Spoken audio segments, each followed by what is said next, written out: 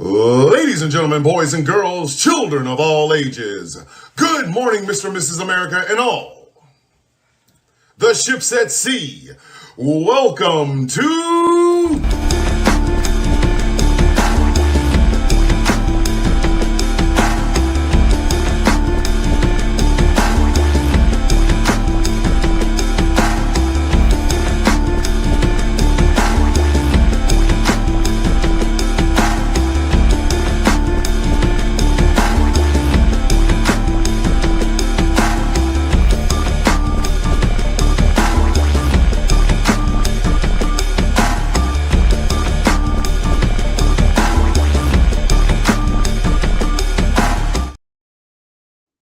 Hey.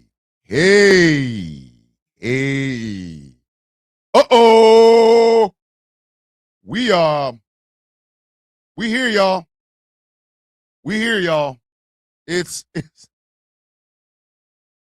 what is going on, man? What is going on up here, man?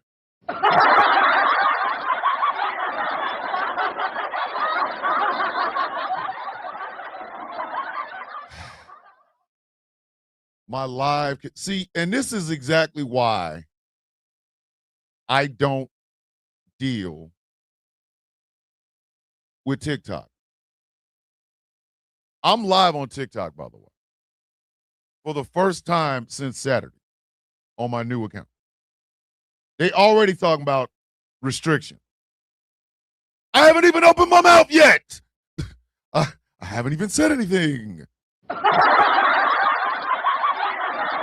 Love you, damn it.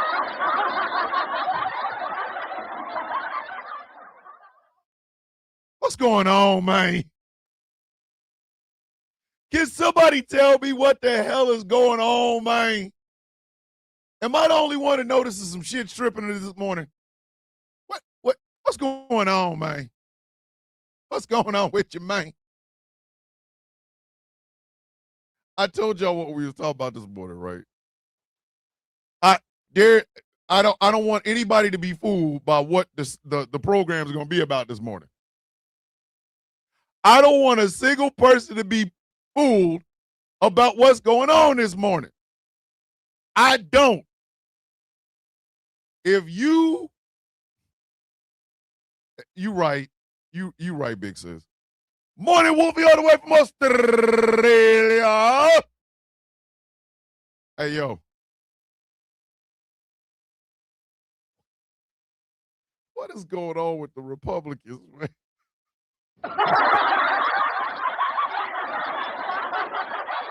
I'm off work early. Hey, somebody gets Christy's husband. Yo. Hey, Christy Noam's husband is up here bricked up.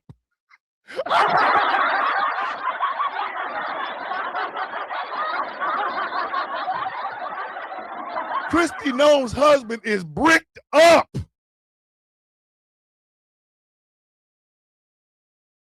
I don't know what's going on, man. Why are we like this? Can somebody help me understand why are they like this? I'm flagged for harassment and bullying. All right, you know what? Check this out. Hey, TikTok, love y'all to death, but I can't do this. I'm not about to sit here and get banned for a month over some bullshit. Let me go ahead and end this over here. See y'all later. Come over to the YouTube. I don't even see. I was on for exactly 5 minutes. 5. And good morning, nobody of Consequence X. What's good with you? He bricked up for the bird-legged hoe. Listen, what's going on with you, man?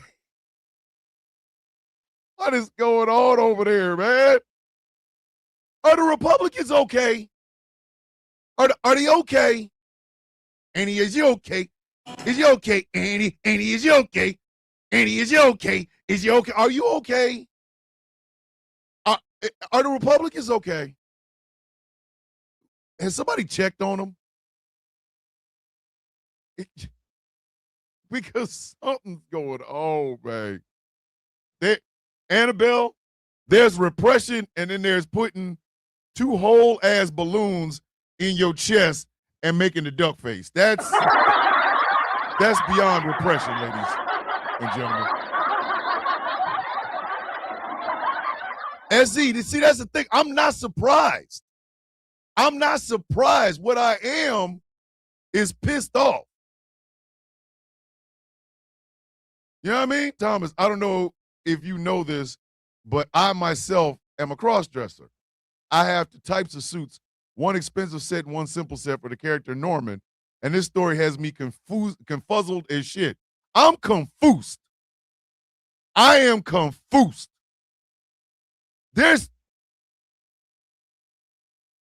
Hey, Michael Pruitt, it ain't about making fun of him. No, before I start the show, let me go ahead and tell y'all what this is. This is not about making fun of these people. It's not. You know what this is about? It's the same thing I talked about yesterday. This is the party of family values. This is the party of family goddamn values. Son has scans today. Diagnosis not good. Wolfie, did he tear something? Did he tear anything? Please keep me in the loop about that, Wolfie. I don't want your son to end up with a torn something in his knee or something like that, because I've had that. It's not even about making fun of these people. I can promise you that. Let me remove my hat. Excuse me where I remove this hat. No. It's about what I said yesterday.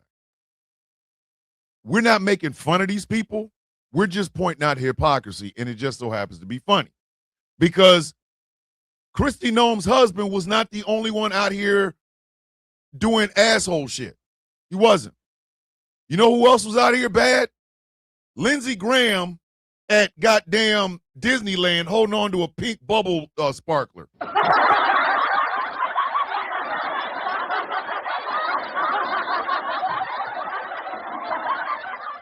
It is Kash Patel who, in his heart of hearts, Kash Patel just wants to be, I don't know, one of the guys. One of the guys. The problem is Kash Patel is a goddamn goofball. Listen, y'all see me dance on this show. Y'all see me dancing and shit on this show. I know this is listen. Yes, from the front of the kneecap, he has torn part of the muscle, and radiologist says she has never seen so much fluid. He will miss 7 weeks and return most likely in round 4 or 5. Hey, Wolfie, as long as he returns, I'm good with that. Listen, hey, the Sambo hunters in the building. My brother E.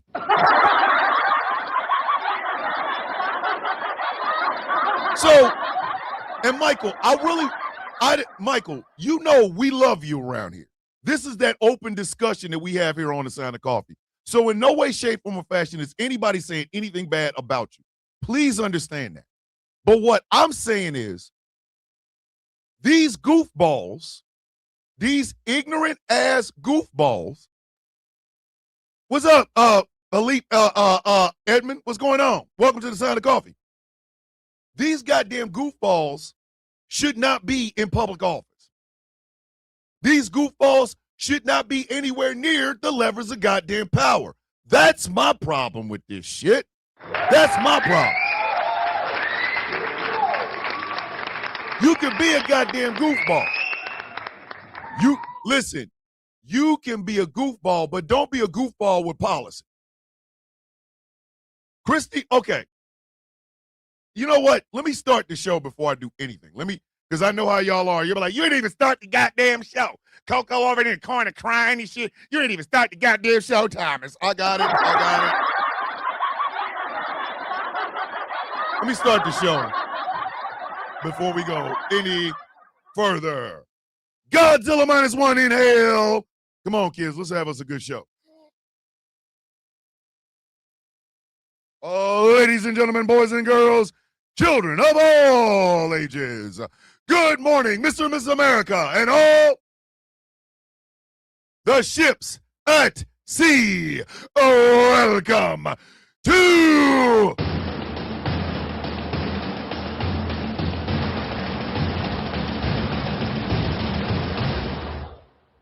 a Why Wednesday episode of The Sound of Coffee.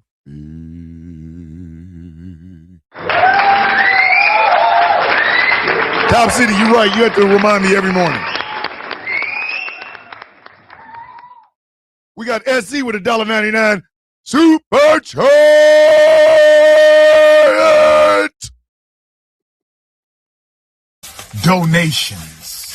Donations, gifts. Let me go ahead and get this started.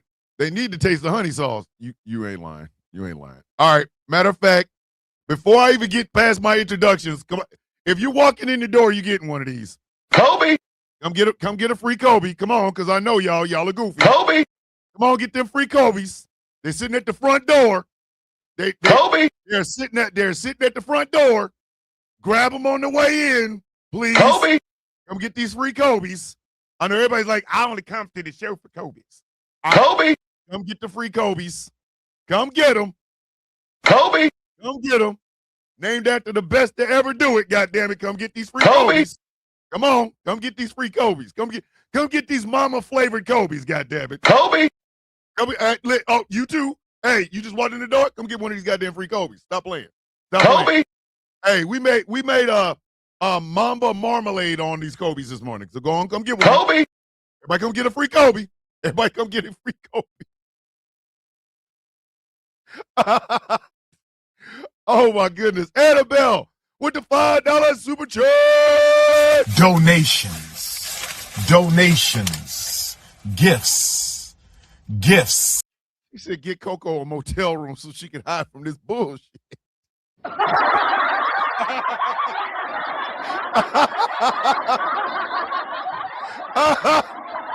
and then he see Top City know what he doing. Top City know what he doing. So while I give y'all my introductions, let me go ahead and give y'all this. Hey, my name is Thomas Bishop. I am known as the Villain. Oh, baby. My island designation is the brutalist, leader of the villain. Turn the lights down low. Oh yeah. I'm proud of Let me tell you about the softest love I ever known. This shit. I hit your mama on Give the me that couch.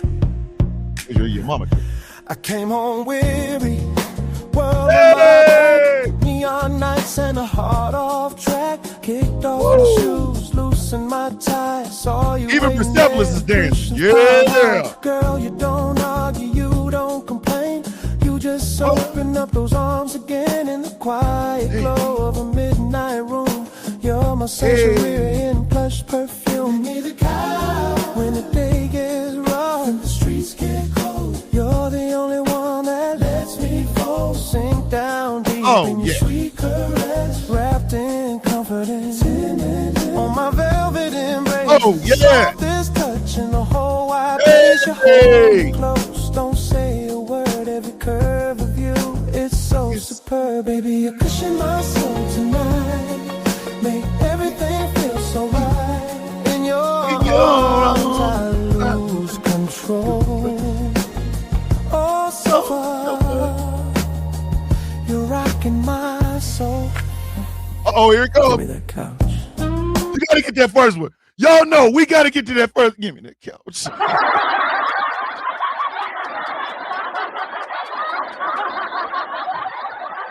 Y'all know this show ain't the show till we hit that first one. Give me that couch.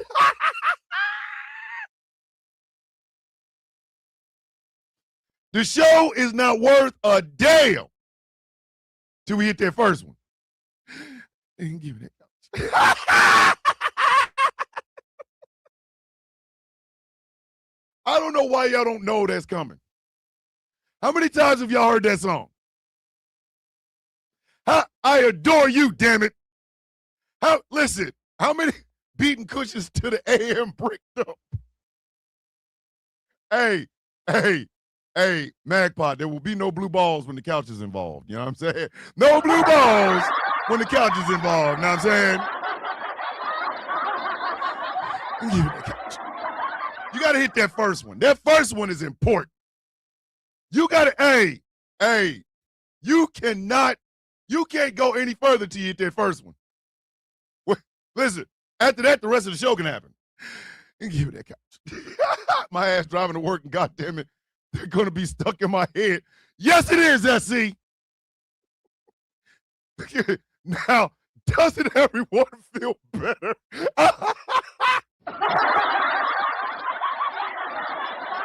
Ladies and gentlemen, that is SC. No, that is, ladies and gentlemen, that is Top City.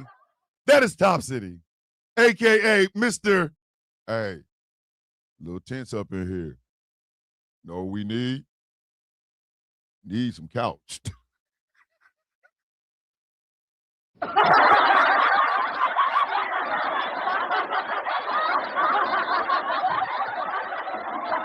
me tell y'all something. If this show ever goes into a dark place where we're all like really in our feelings and there's a lot of tears and shit, everybody look to Top City. Because Top City gonna be the first person to go, hey, why y'all crying? Oh, I know what y'all need. Y'all need that couch. Hey, Mary, remind me. Send me your email address, Mary. What I'm going to do for you is I should have done this for everybody. I should have made this a maxi single. Give me the couch. Give me the couch. Look at way to go talking about show me your cushions. Listen, Top City will always make sure we good. Why? Because Top City gonna be the first person to go, hey, too tense in here. Y'all arguing in the comment section. Hey, Thomas, it might be time for that couch.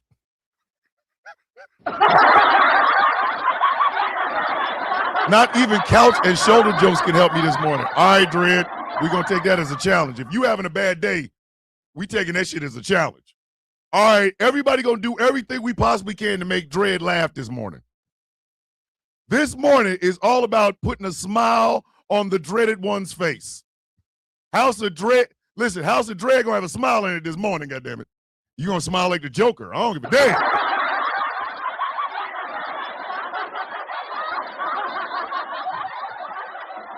I'm driving home crying. What's going on, Dredd? Talk to us. We need to know what's going on.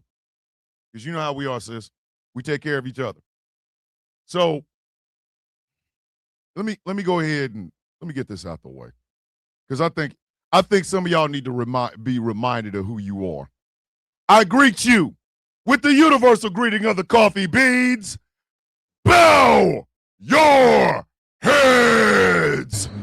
How you doing? I woke up. Everybody else, because I woke up. That's how I look at it. You all had a chance until I woke up. Today's mine. That's just what it is. That's it. That's it. That's what it is. That is what it is. But since we are in this mood,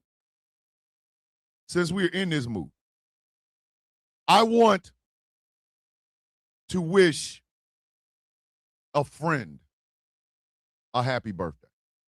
But I cannot do it silently. I cannot. Ladies and gentlemen, on this day, a legend was born.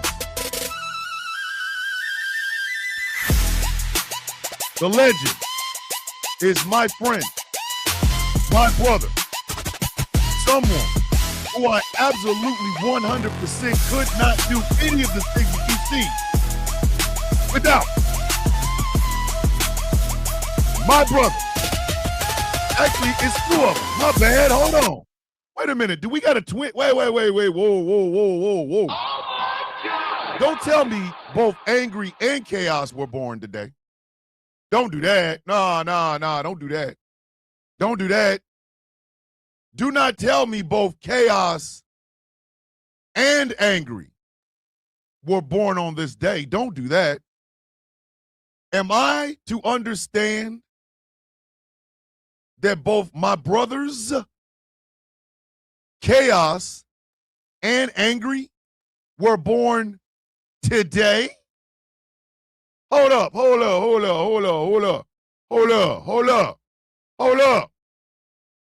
no, don't tell me that. Oh, Chaos' birthday. My bad.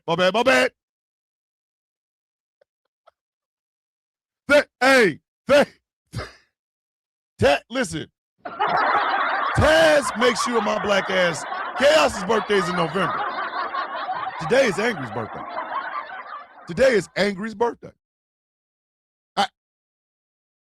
Let me do it properly.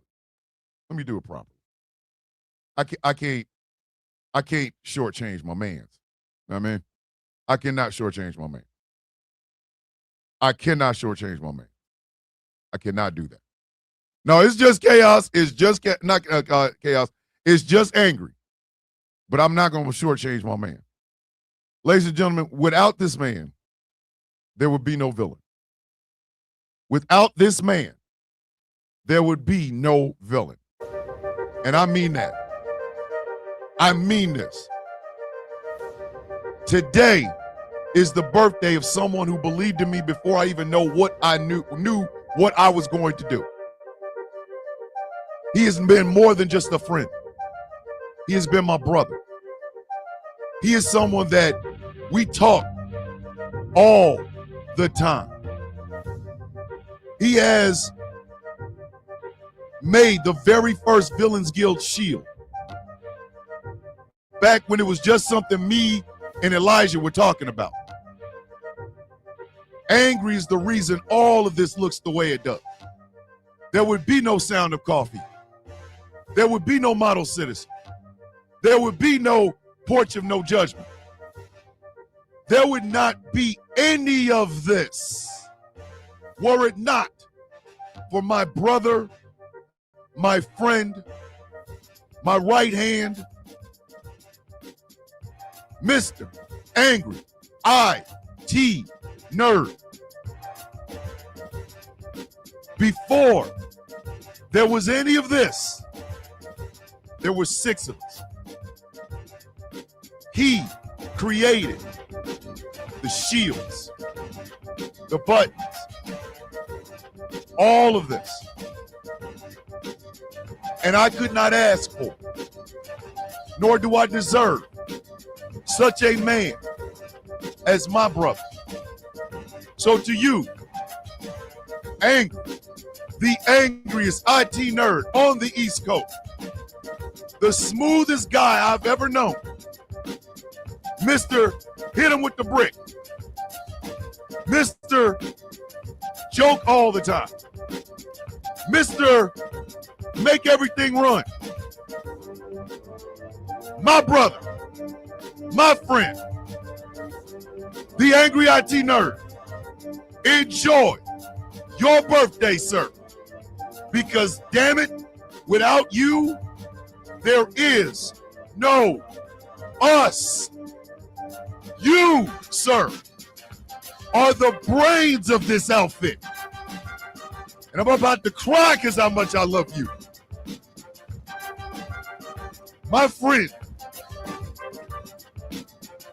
through thick and thin, never doubted me, never gave up on me. The man that makes me do this for a living.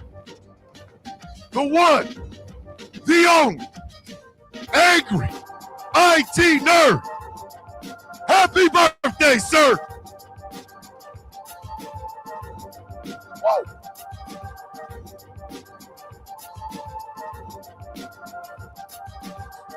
Oh my goodness.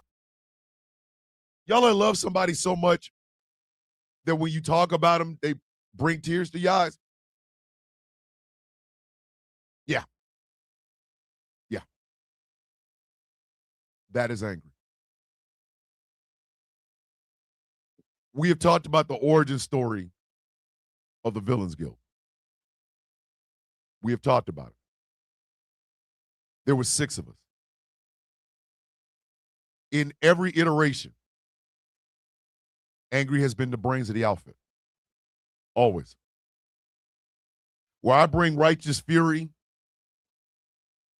where Professor Moriarty brings smooth yet heart-wrenching beliefs, where what Jay says enlightens our poetic spirit, what Sour Latte brings to our cerebral thinking, what Gambit brings with big heart and big love, angry has always been the brains of the outfit. There would not be a guild without him. There would not be a Ghost Claw Productions radio without him. Angry is every measure my friend and my brother. My loyalty to him is beyond reproach. My love for him will last as long as I live. And I will admire him. I will look up to him. I will praise his name. I will laugh at his jokes. I will cry when he cries. Angry makes the world better. Or in the immortal words of Mr. Nancy, angry is good. Angry gets shit done. I love you, E. I mean, B. Put out letters. I love you, Angry. Don't you ever forget it, sir. Don't you ever forget that. I love that man. I'm not ashamed to say it. I'm not even ashamed to say how much loving on him makes me cry. Not, sorry. Wrong show for that, kids. Ah! Damn it, man. We had a $5. We had a super chat up in here, so let me go ahead and get it. Let me go get it. Donations, gifts. And it came from the one, the only Nurse Dave is in the building. Whoa! That, if y'all knew some of the conversations Angry and I have had, you'd understand. I got to be honest with you. When you look at the 5 other founding members of the Villains Guild, I don't know why the hell my black ass is even in the middle of this shit. I ain't got no talent. I ain't got a single ounce of talent. Thomas, you ain't gonna start me crying in my car if you say, oh, the hell I am not, E. Yes, you is. Yes, you is, sir. Again, it was me, it was E, and it was Angry. There was nothing else. It's just the 3 of us, damn it. Thank you. Time to live. Gotta dry these tears out. I don't care if you cry, man. You know I love you. Y'all just don't know, man. The love I have for that man. The love I have for all of them. Again, I don't know why the hell I'm even part of this. Listen. Gambit, heart.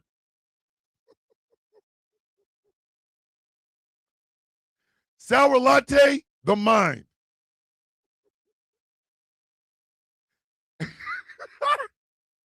E, emotions. What Jay said, our artism. Artisticness. Angry is the nervous system. What the hell am I? What am I, the mouth? What is this? Pause.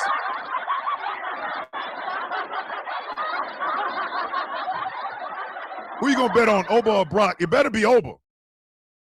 We gonna talk about that on Thursday. It better be Oba. It better be Oba. Because if it's Brock, I'm done. If they listen, the heart. No, sir, I am not the heartbeat. I'm the mouth. Something my wife told me, and this is why I need people to understand that the Villains Guild is not my little group of people to kiss my ass, because there's no apostrophe before that S. There's no apostrophe at all. It's villains. I might purport myself to be the villain. I might. Listen.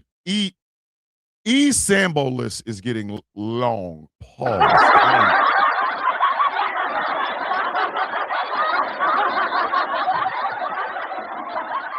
We gonna be out here. We gonna be out here like not rooting for anybody.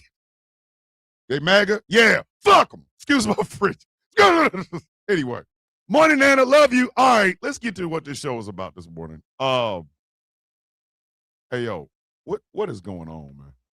What is going on? Hold on, Lady J in the building. Oh yes, there she is. Oh, I forgot Jamila. So the other day. Yesterday, day before yesterday, whatever. I'm hearing this Brock's last run and that he's retired. Yeah. Brock said he's only doing this for the money for his kids, which I'm trying to figure out. Dog, you was making fat ass checks. What did you do with your money, sir? Emmanuel Acho has been on that list. All right. Toki Myers, who were known as the sample hunter. Oh, hey, Angry. Our youngest coffee bean, Nola, says happy birthday. Oh, snap. Did I see? Good morning, coffee beans. The boys are fishing with Dad and Papa, so I'm popping in to show love. Yes, you are, Star. Yes, you are. Listen. Mr. Gnome out here bricked with fake boobs. Okay. First off, way to go did it again.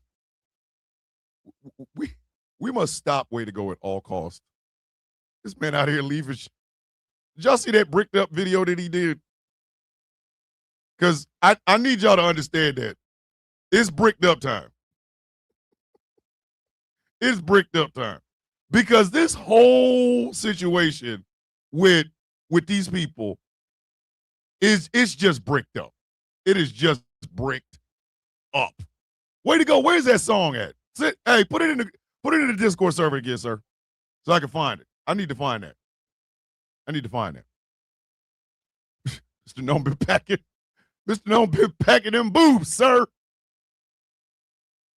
Brock Lesnar is the only white guy with a boosie fade who still scares me at my grown ass age. You don't scare me no more. Hey, Josh, you don't scare me no more after I discovered guns. I don't play with that, man. I can put up with this. My son called Henry loves Jack Daniels, says happy birthday. Let's start with this. So by now we all know that Chrissy Gnome's husband Byron was outed for being a crossdresser, which doesn't surprise me one bit coming from the party that champions the new golden age and Christian nationalism. It is often said that extreme hate comes from closeted love, which brings me to the cherry on top of these two scoops, because apparently the woman who outed him is an illegal migrant in this country, allegedly. Whoa!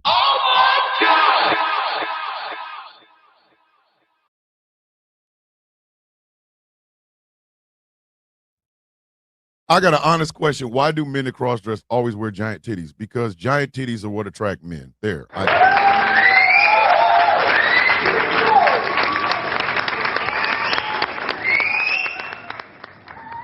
I'm just going to be honest with you. The reason every guy that jokes about or does cross-dressing has big-ass tits, because men like big-ass tits. They do. I'm sorry. I know y'all wanted me to get into some scientific weekly. I can't do it. I can't. I simply can't. I'm going to tell y'all what the hell it is. Jay Thomas is in the building. We having a party now. If you see any man, now, sir, these natural C cups do fine, thank you. Listen, can I be honest? Can I be honest? Men like boobs. I'm not saying this to be disgusting. We like boobs. We're boob fans. Hell, I'm not gonna sit in line and pretend like I'm not. I'm a huge fan of tits. I am. But if I was to ever cross dress, going to deal with me,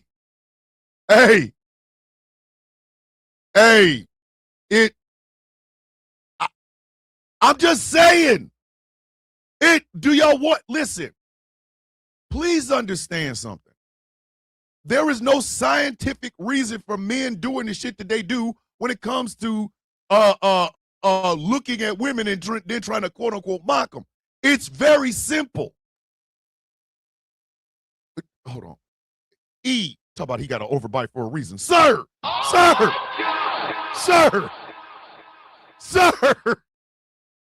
I too have an overbite, but we ain't gonna talk about that. Men are simple. We're kind of dumb. We really are. We love big boobs. We do. So when you see, hey, Josh, we slow cooking today. We slow cooking, sir. We're slow cooking. Hold on. Wait a minute. He did it.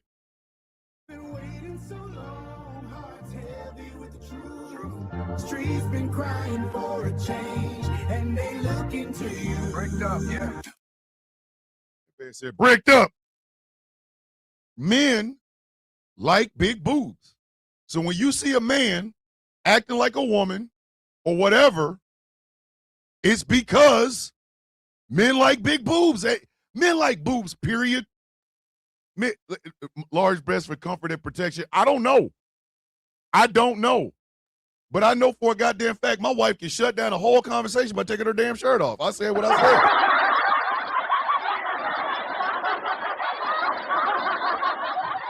I don't care what me and my wife are talking about. The moment she, and I'm like, I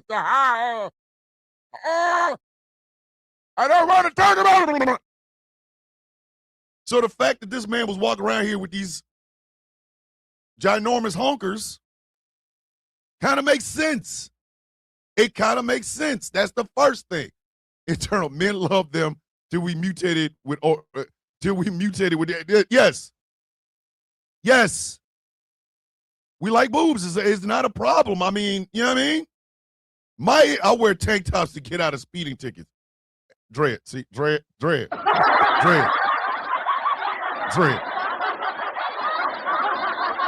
out here giving up the game. Dread out here giving up the game. Dread. You need to leave. What if you get your ass out of here? Dread. Damn it, Dread. And then Michael Pruitt gonna talk about me too. Michael.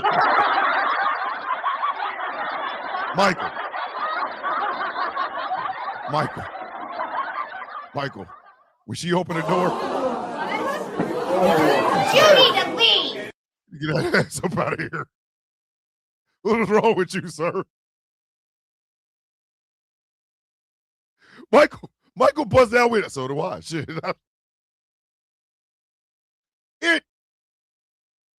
But again, like we say in Louisiana, grass titans. I'm not 40 and old, never a ticket. Yo!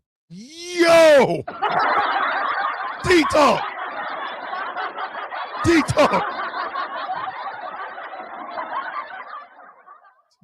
Never a ticket. Excuse me. But again, it's not the fact that this man was dressing up. Anyone here, 46F, sir, we are not advertising for size. We're not doing that to this man. Nope. I did not shave my head and my face for y'all to be out here talking about, hey, yo, what's up on them 46Fs? No. Listen, because it's not the fact that this man went and put these ginormous things on, okay? It's not. I promise you that. It's not. The problem comes from the fact that his wife was already having a damn affair while he was doing this, Thomas. My mother fluffed up mine to get first dibs on Black Friday deals. God! Oh my God!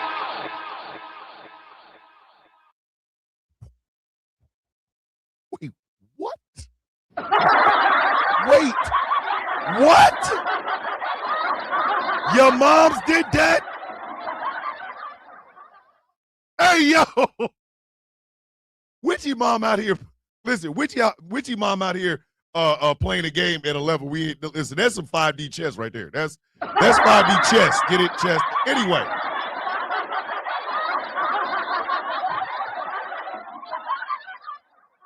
Thomas, wait a minute. What are we doing? Thomas, we have a 46F in the coffee bean, sir. Sir, I wasn't looking for that. E, do you want this to be a productive show, or do you want me to just keep walking around thinking about who got the 46F, sir? Sir, I am a professional right now. E, you can't have me out here doing that shit.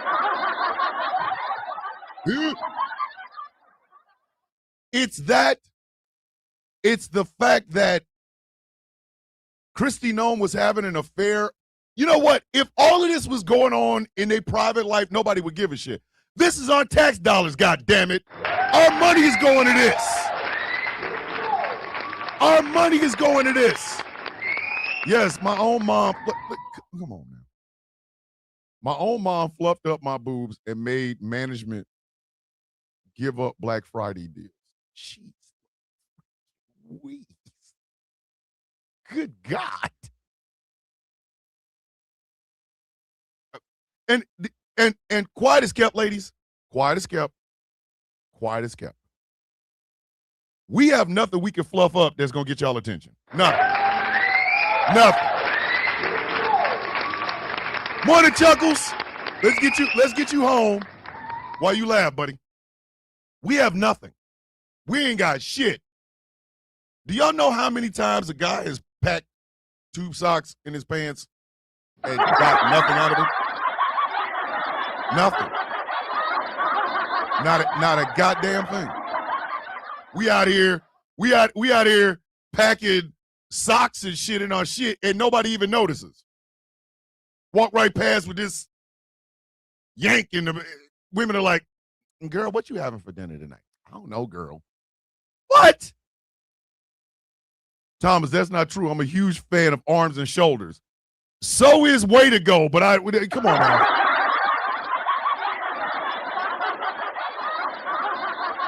Hey, but you know what, Samantha?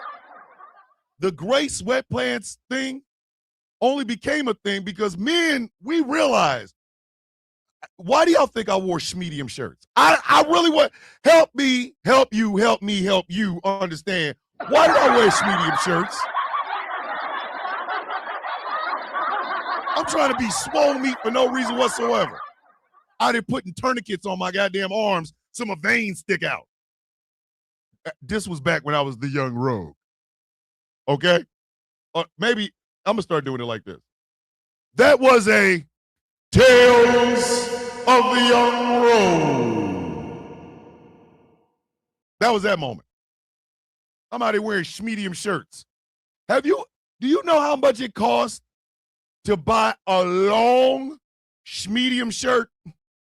They got to be long enough to get past my hips, but small enough to where my veins pop the hell out. Do y'all understand how pricey that shit is? You Ahmed Johnson. Hey, E, listen, baby oil and lotion and medium t-shirts. I'm out here looking swole meat for no reason. Take that shirt off, I deflate it. I'm out here looking like I'm looking like one of them damn air people that you see out in front of car shits and shit. That's what I was looking like, swole for no reason.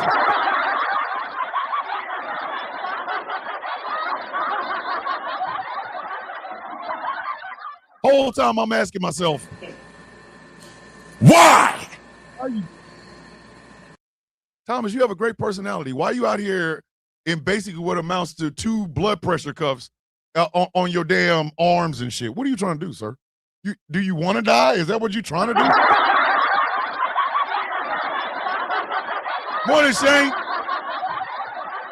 So if this shit was not going on our damn tax dollars, oh hell, Thomas about to catch a print. Listen, somebody buy him tiny red shorts. No.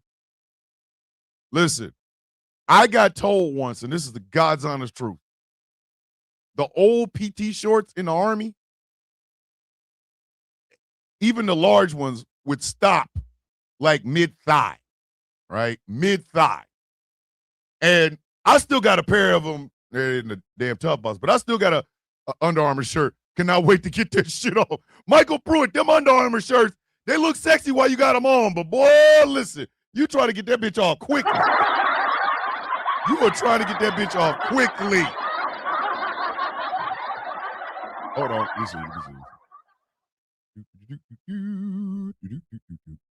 Thomas, gray sweatpants, Victoria's Secret. Jamila, what are you doing? Jamila, what are you doing? Good morning, fam. Hopping in real quick before the gremlins arrive at work. I know, old military Marine man panties are tiny. I remember when my hubs pulled them out of the bag. Listen, I had a command sergeant major from another battalion literally pull me up. Because I had a walking profile. So, I'd walk. But I had on these goddamn booty cutter ass military shorts, right? I had a command sergeant major say, "You, come here."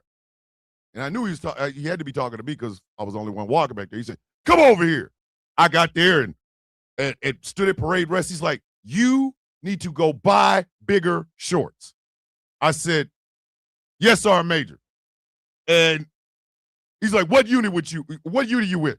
I said, 92nd Engineers, Sergeant Major. I'm with FSC. He's like, all right, I'm going to talk to your Sergeant Major because I know him. And I'm going to talk to your first sergeant. If I see you in them shorts again, I'm sitting your ass up to a court-martial, Article 15. Yes, Sergeant Major. And I walked my ass on. I went back. I couldn't wait to go to the goddamn military clothing store to get longer shorts. I had to. Them shits was small. You know what I mean?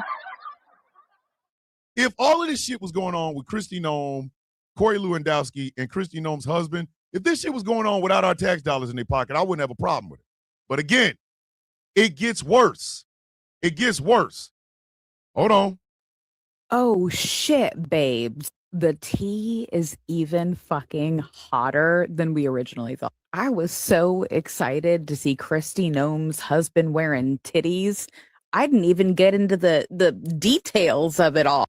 And it turns out the worker that passed those photos along just so happens to be an immigrant.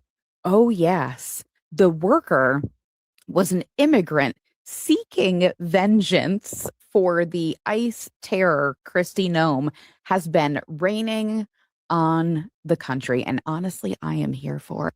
Honey, any other workers out there that an immigrant sex worker. Kristi Noem's husband is gay, and there's absolutely nothing wrong with it, but don't be gay in the closet on my tax dollars. I'm going to say this one more goddamn time. Do not be a gay in the closet man on my tax dollars. Don't do that. Why do you think I don't like the fact that Lindsey Graham's ass is in? By the way, TMZ said this. My wife talked about this morning. If you see one of your elected officials at a vacation spot or any place like that when there's a partial shutdown, if you take a picture, TMZ will pay you for it. Oh my God! TMZ said that out loud. Out loud. They will pay you if you catch your congressman or senator or whatever out enjoying a vacation while the damn government is shut down. Take a picture, send it to them, and they will pay you for it. They said that. Because it was somebody that caught Lindsey Graham at Disneyland holding on to a pink bubble sparkler or bubble maker. Out there making all that bullshit.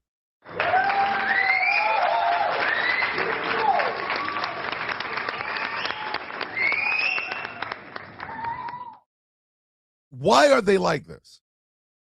Here's another example of what I'm talking about. This is Pete Hegseth. We also don't fight with stupid rules of engagement. We untie the hands of our warfighters to intimidate, demoralize, hunt, and kill the enemies of our country. Now, the next voice you're going to hear is Major General Randy Manner. He's a retired U.S. Army general. Listen to him. Those are the words of a potential war criminal right there. And that is not the advice and counsel and direction that any Secretary of Defense should be providing our soldiers, sailors, airmen, and Marines. It puts them actually in greater danger. The Secretary of Defense is a disgraced major that was kicked out of the DC National Guard. He has no qualifications whatsoever to be the Secretary of Defense other than his extreme loyalty to the president. Again, those are the words of a potential war criminal.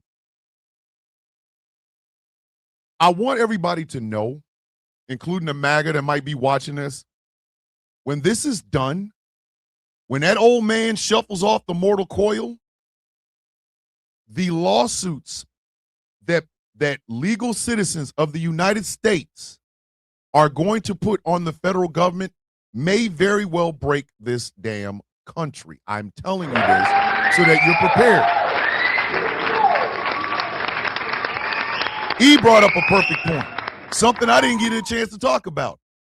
In just his second term, which is not even 2 years old yet, Donald Trump has spent $100 million of taxpayer money on golf trips.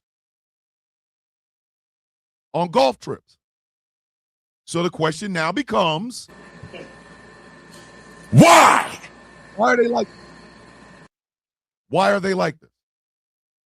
It's Kash Patel having his videos leaked. Do y'all understand? Kash Patel was not hemmed up by just Iran. You know who else leaked or hacked his shit and leaked it? You know who else did it? Russia. You remember that country that Donald Trump's been kissing ass to all this time, right? Oh my God! Right? Same thing, fam. Same thing. Why are they like this? Why are they like this? Why is the Republican Party even a party in the first goddamn place? Let's start with the most obvious. Let's start with the most obvious. How the hell is this still a party? Why ain't the man's being drafted on the back of no kings? You know what, E? Thank you for that. Thank you for that. The very first thing I said on the video I was making on my way to the No Kings protest on the plaza was this. Are these performative? Yes. Yes, they are. Should there be more that comes out of it? Absolutely. Absolutely. 100% you're right. There absolutely should be more that comes out of it. Is it going to happen? No. No, it's not. And that's a problem because the Republican Party is going to steal your money while they're telling you about fiscal responsibility. That was the Boab.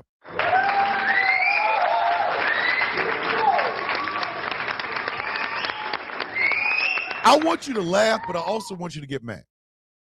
I want you to laugh, but I also want you to get mad.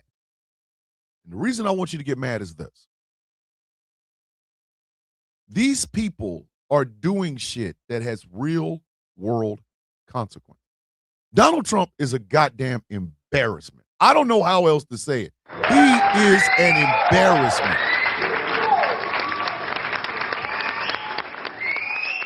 He's an embarrassment. He is a national 100% embarrassment.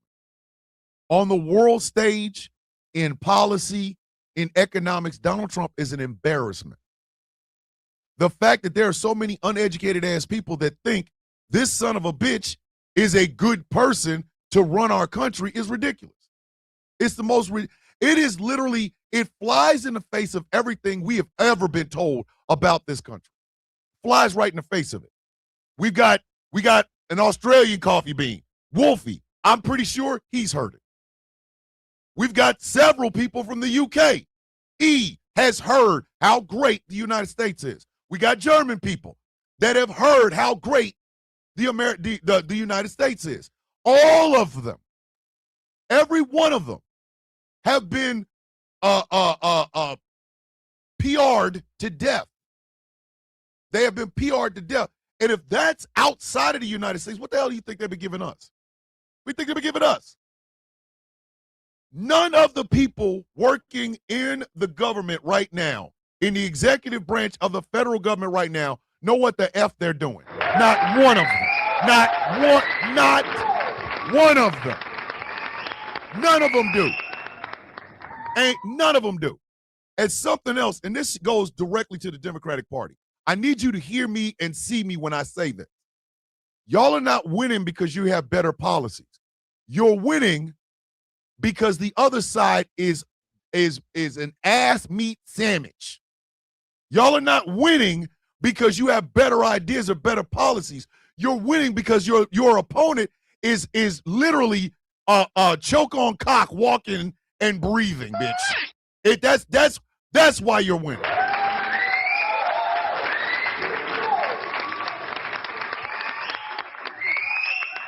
This is not a secret.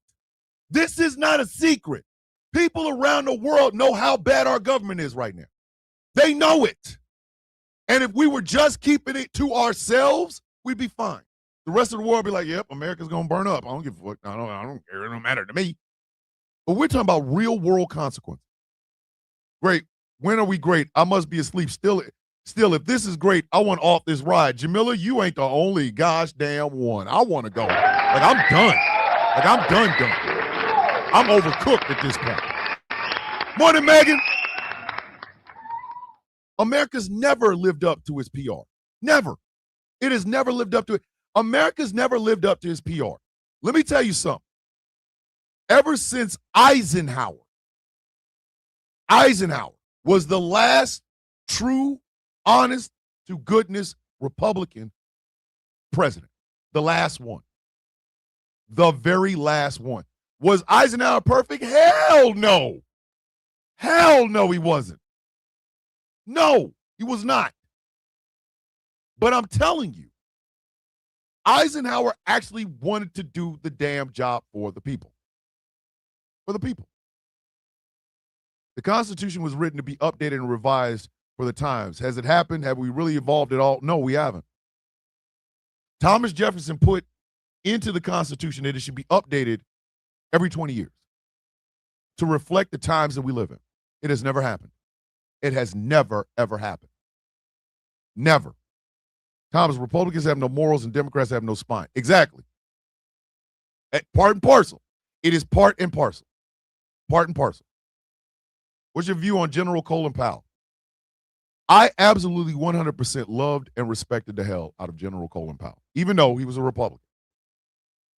Because Colin Powell, the difference between Colin Powell and Condoleezza Rice and these MAGA coons that you see flopping around here on social media and shit is this. Colin Powell and Condoleezza Rice never had to debase themselves for a voter base that didn't like them.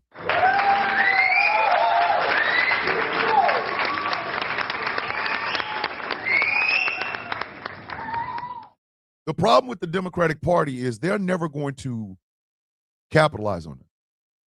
Why? Because that will require them to look their donor base in the face and say, hey, some shit is bigger than you. Some shit is bigger than you. It is. I don't ever have to proclaim what my party is. I don't. I have always fought for the collective. The majority of black people in the United States are collectivists. We are. Do we have our individual selfish moments and narcissistic moments? Absolutely. We're human beings. We're not some strange aliens from the planet of Blackton. But at the exact same time, we are collectivists. We believe in the idea that it takes a village. We believe in the idea of better for us means better for all because it's reflected upon us. But at the exact same goddamn time, neither political party really have given a shit about us. They don't know what to do with us, and they never have. Seriously, they never have.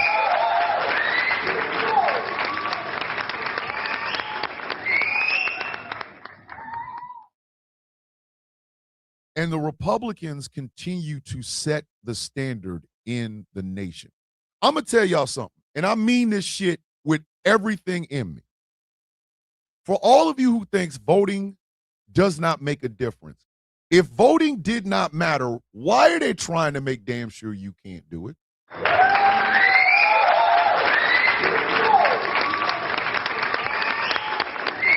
Be limitless. I love you. I'm proud of you. Remember, your power is your own. Love you, Star. Kiss the family for me. Tell them boys I'm hoping like hell they don't have to do this shit. I am. I'm really hoping like hell they don't have to do this. If voting didn't matter, they wouldn't be trying so damn hard to limit who does it. Like I said, the black community as a whole is a collectivist community. It is also a matriarchal community. Sorry, all of you passport bros that are watching me right now, steam watching with your passport and no money to get the plane ticket. Bitch, I said what I said. Argue with your mama. Don't argue with me. I got nothing for you. If you felt a way about what I just said, you need some milk. You need some milk. You need some goddamn milk. Why are we not talking about them 42 Fs? Chaos with the $2. Donations. Sir. Donations. Sir, you late as Gifts. Sir, you were late as hell. We've been talking about them 42 Fs. But again, black folks are a collectivist community. We always have been. We have, everybody has a role. I am not the activist cat. I'm not. But I can tell you who the hell is. I can point you at some black activists that would blow your goddamn mind. They would. But that's my whole position. So if a black woman is up here telling the goodness, telling the good nights, being up here just putting it down, my black ass is supposed to sit the hell down, shut the F up, and say something. Hey, y'all better listen to her ass. My job.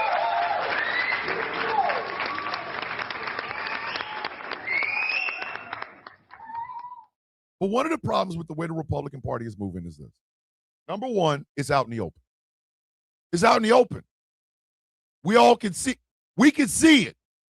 This is nothing they're doing, they're hiding. We're out here going, Nigga, did you know that I can see you? We can see you. We can see you. And number two, it is detrimental to the rest of us. It is detrimental to the rest of us. Because those policies, as effed up as they are, affect millions of people. Kristi Noem knew her ass was cheating on her husband. She knew this was not a shot. Kristi Noem has been banging Corey Lewandowski since the middle of the first Trump administration. This ain't no damn shock. She been sleeping with this man. She's been sleeping with him. Corey Lewandowski had a wife. She had a husband. She's been banging this dude. Been banging. So when she got put as the head of the Department of Homeland Security, now she's screwing this man on our tax dollars.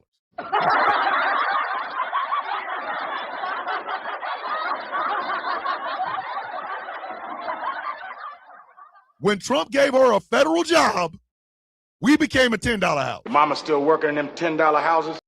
We became a goddamn $10 house. Your mama still working in them $10 houses? How you go? I don't care if you screw him. I don't give a shit. When you were the governor of South Dakota, that was South Dakota's problem. Corey Lewandowski was working in the White House. That was our problem. You were taking money that we paid you to do a goddamn job, to fly your ass to South Dakota, to bang out Kristi Noem's bird-legged ass while her husband was in there with flotation devices as titties. That's, no. You don't get to do that. You do not get, dog, you do not get to have your husband out here with water balloons as titties while you bang out a dude named Corey Nah, bitch, no. It's our tax dollars. That's our tax dollars. Cash Patel doing all that dancing and weird shit with his booty cheeks and shit. That's fine on your own. But now you're the head of the FBI. You know that shit's in there. Bitch, if you don't encrypt your goddamn email and stop playing.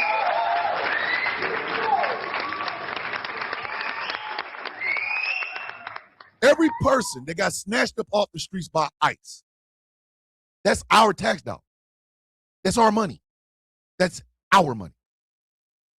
When Lindsey Graham has been literally getting his back blown out by every black man in Washington, D.C. on our taxpayer dime.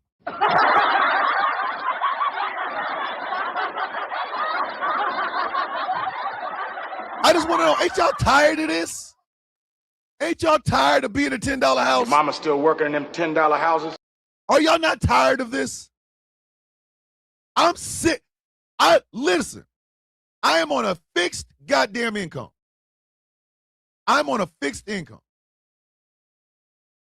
And my money is important to me. I got bills to pay. I got to pay for this shit. I got to pay for the internet. I got to pay for the cameras. I got to pay for the computers. I got to pay rent in my, not rent, but I got to pay my mortgage in my own goddamn house so I have a place to stay so I'm not living in this goddamn thing. I got to pay this. So if I got to pay my shit, I want my money's worth. If you are screwing a guy named Corey Lewandowski on a private jet that I'm paying for, the gas I'm paying for, so that you and Corey can bump disgustings while your husband, who is benefiting from you getting a federal check, can walk around here with titties bigger than his goddamn head, bitch, I got a problem with this. I have a problem with this. Give my goddamn, where my money? Give my goddamn, where my goddamn money? Just bring the goddamn bread. Bring the bread. Bring us the bread. Good morning, everyone. I'm popping in to tell you guys I love you all. I have a meeting to go to. Be kind, be positive, be authentic, be you. We are bricked to the 5th power this morning. Miss Lyles is bricked up. Miss Lyles is bricked up like a mug. My man out here like, yo, bricked up, son. This our money. It's our dough. It's our cheese, our cheddar, our chicken. That's ours. Lindsey Graham with the bubble. That's our money. Donald Trump falling asleep at his board of peace after he snatched $10 billion away from the American tax dollars. Bitch, if you take $10 from me, you better wake your ass up. If you take $10 from me, bitch, I want you awake. You doing all that sleeping. Sleep, hey, you get your ass up. Hey, don't, Did you just get you took my money for this shit and you gonna fall asleep on it, bitch? If you don't wake your punk ass up, you better get up. Oh, brother, whoa, now. You got too much dip on your chip. Get your goddamn mind. We're not mad enough about this. And then here come these goddamn, did anyone remember when VG presented Project 2025 and no one listened? Exactly. What aggravates me and a lot of people is that we saw this shit coming and nobody listened. We saw this shit coming and nobody listened.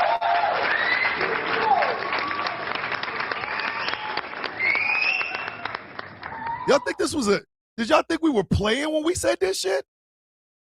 When people were out here warning y'all about Project 2025, warning y'all about Agenda 47, warning y'all about what Kevin Roberts said, do you think we was playing? You think it was a joke? No, bitch, we were dead ass serious about this. We were dead. We tried to tell you this was coming.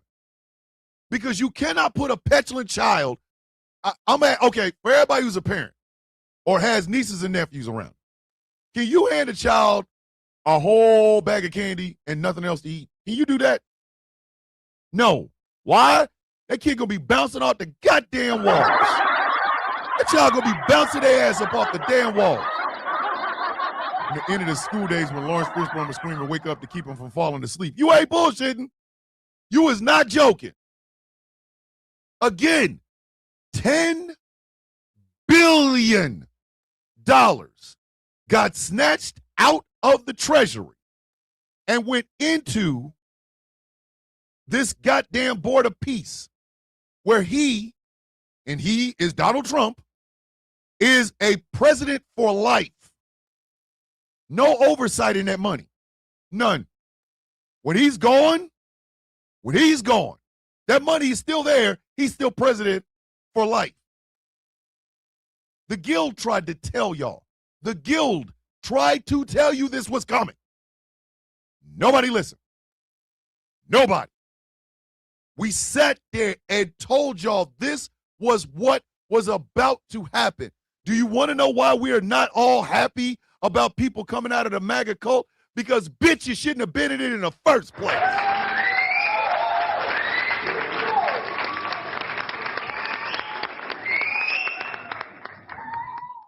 We tried to explain this was going to happen. That's why if I ever see Hassan Piker out in public, I'm smacking shit out of his ass. I'm smacking the dog shit out of his ass. I'm going to smack the ever-loving shit out of his ass.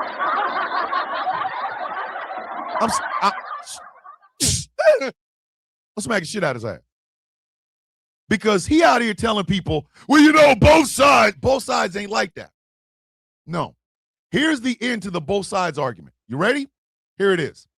The Republican Party is a child hopped up on every ounce of sugar they can get their goddamn hands on. The Democratic Party is the parent that gave it to them and now don't know what to do with their ass.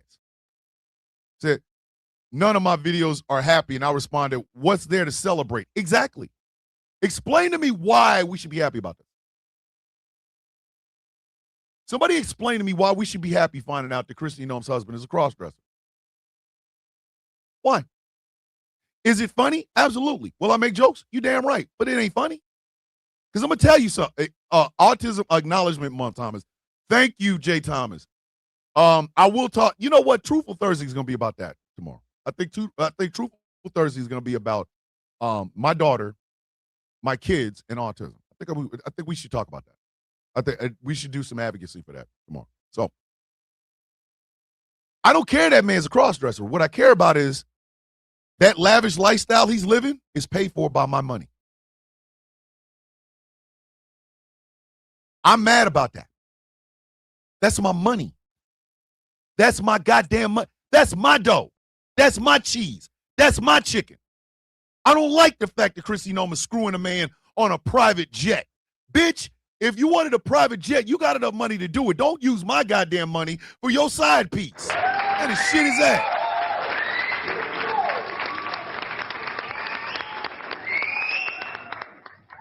That bitch spent $200 million on an ICE ad. For that amount of money, I should have got head or something. I should have got something. I should have got something.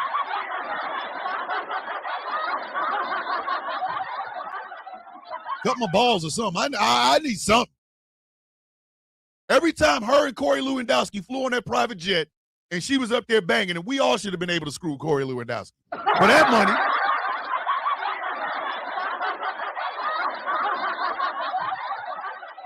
Every time that private jet landed, Corey should have been like, oh, shit, here they come. Here they come. Oh, shit, here they come.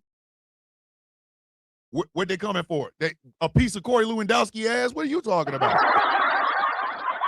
Shit, if she can screw up, we can too. Everybody getting some. You ain't gonna screw Christy Noem? Hell no, that woman come on now. Look at her face, look at her body. Come on. I don't want that shit. Trump makes George W. look like a genius. He does. He does. The vegan meat is not bricked up for me. For that money? Nah. For $10 billion, I should at least have seen, well, I did see Melania's coochie on a bearskin rug with fake diamonds. But that shit was old. That was an old picture. That was an old picture. Was this supposed to change public perception of that bloody, thirsty wench? Nope. The only thing I'm kind of happy about is Iran posted that they're not mad at the American people, just Trump and his administration. Here's the crazy thing about that top city, and I'm going to tell y'all a little secret, because I have been around myself and E and Chaos and Nana and DJ, we're kind of older, Shuckles. We've seen what happened in Iran. We've seen it. We remember why it happened. Everybody wants to believe that, well, you know, they hate us for our freedom. No, they hate us because we can't get our asses out of other people's countries.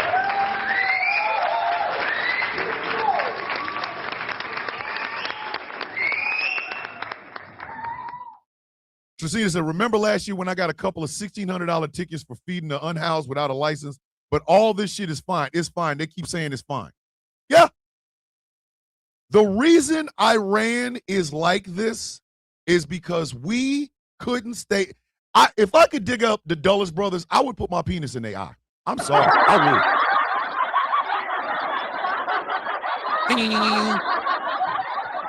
If I could dig up them damn Dulles brothers, I would find their skull and put my penis in it. I would. Because Iran had a duly elected president in Mossadegh. And Mossadegh wanted an audit of what is now called British Petroleum to see whether or not they were actually treating the Iranian people fair. BP didn't want to do that. So Mossadegh nationalized the oil reserves. And the Dulles brothers was like, nah, we can't have that. Can't have that. So they overthrew Mossadegh and installed the Shah. And the Shah was a brutal goddamn dictator, but the oil was flowing nicely.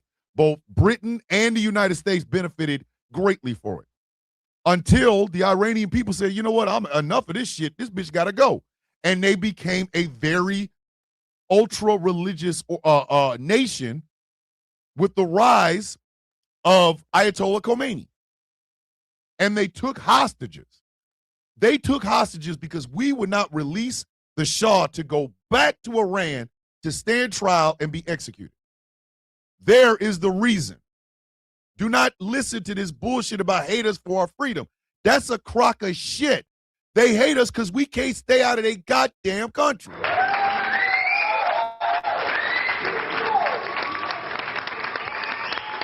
They did it. They did it in with Patrice Lumumba. They did it with Allende in Chile. The first September 11th was in Chile. Well, not September 11th, like the planes falling down, but the first recognized September 11th happened in like 1970 something when Salvador Allende of Chile killed himself rather than being taken hostage by the coup that was happening that was brought to you in part by the goddamn CIA. See, our money has always been jerked around. If you're just new to this, I'm sorry, but it's time for you to take the Band-Aid off. We have a department in the United States government that has no oversight. None. It has no oversight. Nobody knows what they do with their budget. It's called the Central Intelligence Agency. And it was founded by a bunch of business lawyers. It used to be called the OSS.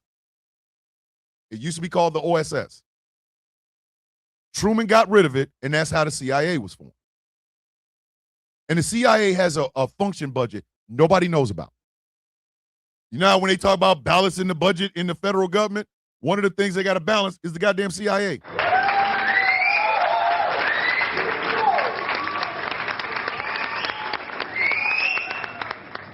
The reason you have the problems that you have in Israel is because Britain decided to drop all of these not refugees, but these people who were brutally tortured and shit during Nazi Germany, dropped their ass right in the middle of Palestine. And it's been effed up ever since. It is. Israel does not exist as just a country, but it exists as an attack dog for the rest of the Middle East. Argue with your mama, do not argue with me. This is a truthful thing. I was amused by a bunch of MAGA ass tripping because they can't afford that big ass diesel truck now. Nope, they can't. If you drive down the roads of America like I did this past weekend, you will find out that goddamn diesel gas, you shit. I'm out here shit.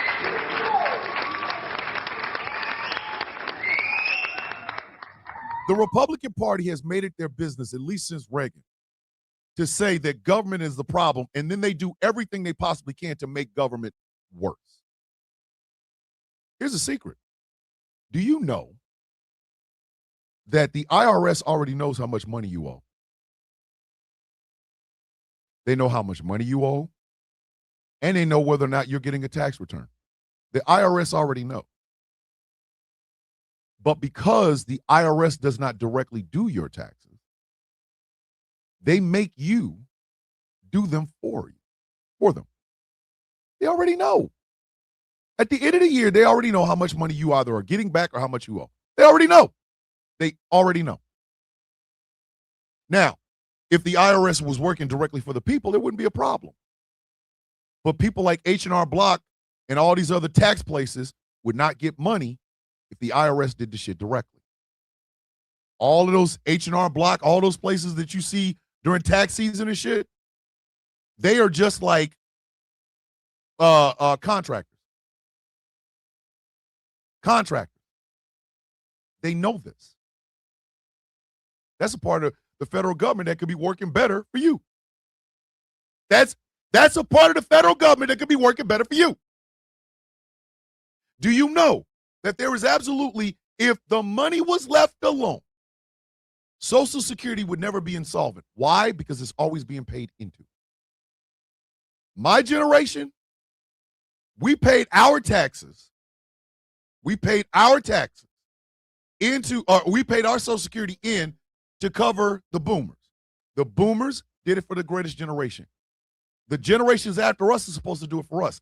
But it's insolvent because they keep borrowing from it.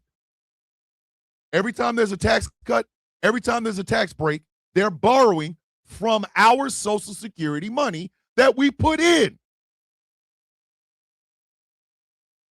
Bet you didn't know that. Bet you didn't know that.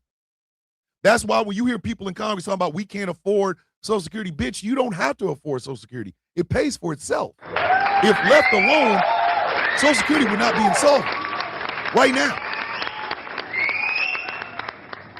If we raise the cap on Social Security, it's at $165,000 now. You pay into, like, if you make $165,000, you pay into Social Security. Anything other than that, you don't. Imagine if we forced all these CEOs and millionaire CEOs to pay into Social Security. It would stay solvent for the remainder of the time that America exists. There you go. There you go. So every time you hear these son of a bitches talk about these big ass tax cuts to ordinary Americans, it's not. It's tax cuts to the rich. And it will come on the backs of you. It will come on the backs of you. If you pay Social Security, they will use that money to balance the budget, to fill the holes in the budget that they have because they cut the taxes on people who should be paying more. The federal government is not ran like a business because not one single American has stock in America Inc. Bitch, this is not a company. This is my goddamn country. What are you talking about?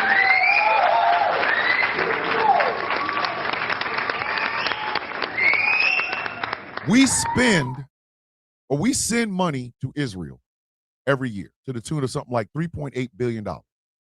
We have given them $38 billion at one time. We have given them $15 billion at one time. We have given them arms and ammunition, which then in turn has to be replaced by shit that we have to buy from defense contractors. This is the military industrial complex that Eisenhower said he did not want us to have. John F. Kennedy wanted to get rid of the CIA, and then he was dead. Like, literally, he was dead after that.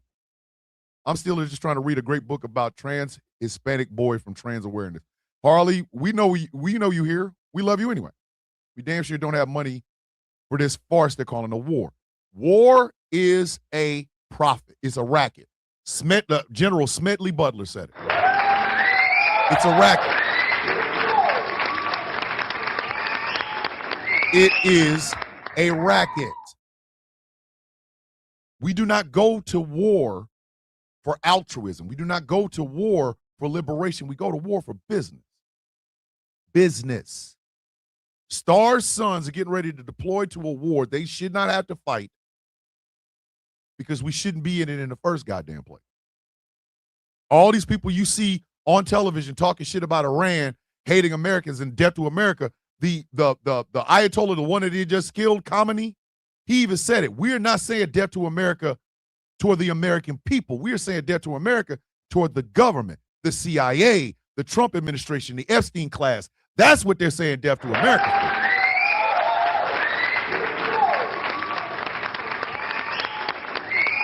The problem has always been the Democrats know this. The Republicans ain't that smart. They're not. They're not that goddamn smart. They're not.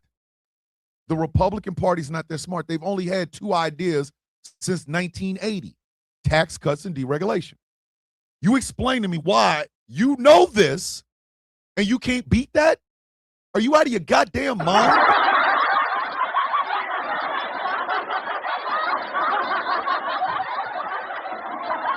Imagine you getting ready to talk to a room full of people. You're having a debate with somebody, right? They get up on the stage and they find every way possible to tell you smoke crack and jump off a bridge. Smoke crack, jump off a bridge. Smoke crack, jump off a bridge. You got to come up with a better idea than smoke crack and jump off a bridge. And you up here fumbling. What the hell are you fumbling? What are you fumbling?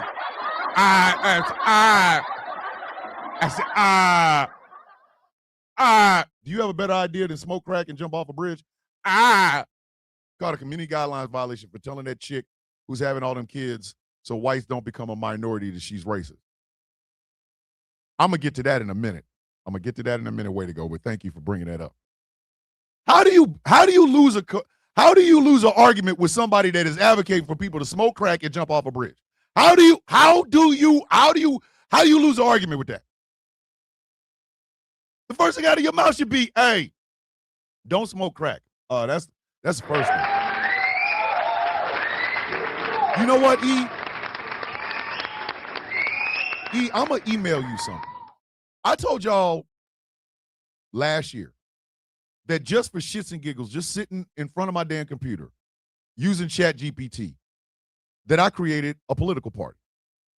And it has a platform, a plank of things that it should absolutely happen to the American people. If the Villains Guild and the Outcast Nation want to, we absolutely 100 goddamn % can turn this into a real thing. Because I think, let me get back to that. You can't come up with better ideas than tax cuts and deregulation. This has stumped you for 40-something years. You can't come up with something better than tax cuts and deregulation. Are you out of your goddamn mind? Are you out of your mind? Have you fallen and bumped your damn head? How do you not beat that? Well, first off, we shouldn't cut taxes for anybody making over $1 million a year. There's the first thing. That's the first thing.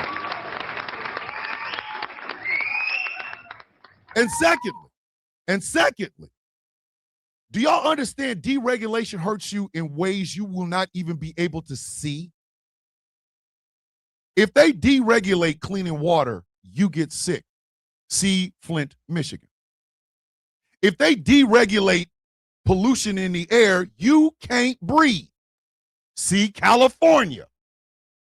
If they deregulate really inspecting your food, you get sick. If they deregulate where people can drill, that means the damn climate gets effed up. So explain to me how you can't beat tax cuts and deregulation. This has stumped the Democratic Party for over 40 years, to the point where Obama and Clinton praised Ronald Reagan. Man, if you don't blow me, get the...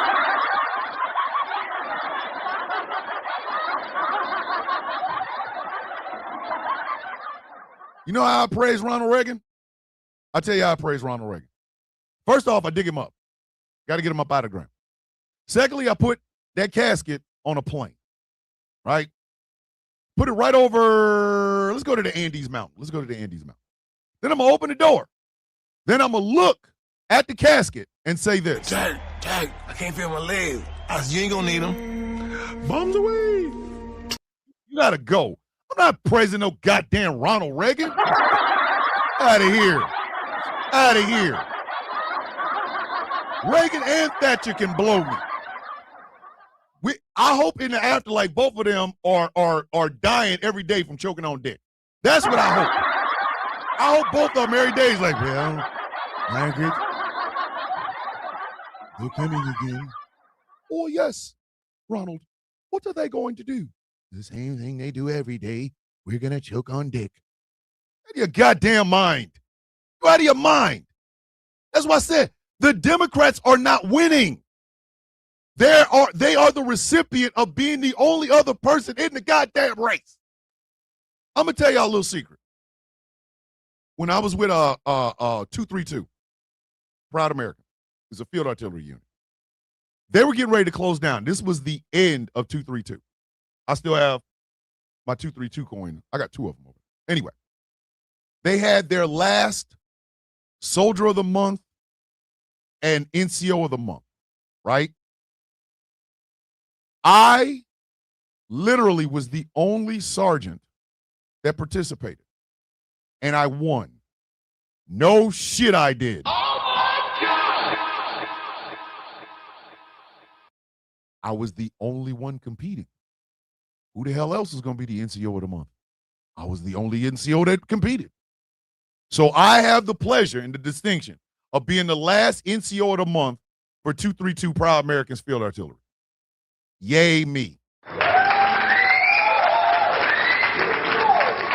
Hey, Democrats, same thing, fam. Same thing, fam.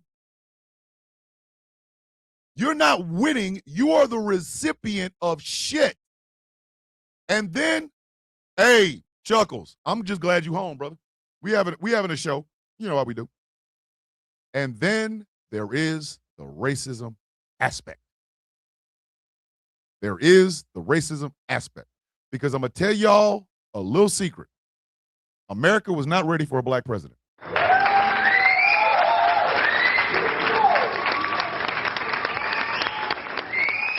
Hey, Jay Thomas, I hope it's on it. I hope everybody that goes into Lake Lanier comes out with some shit that they didn't go in there with. They went disease-free, came out with infantigo in their penis. That's what I hope. I bet your bitch ass won't do it again. I know you won't do it again. America was not ready for a black president. America's not ready for a black woman president. Sorry. We have not advanced enough. And why have we not advanced enough? I'll just be dead ass honest with you. We did not hang the Confederacy.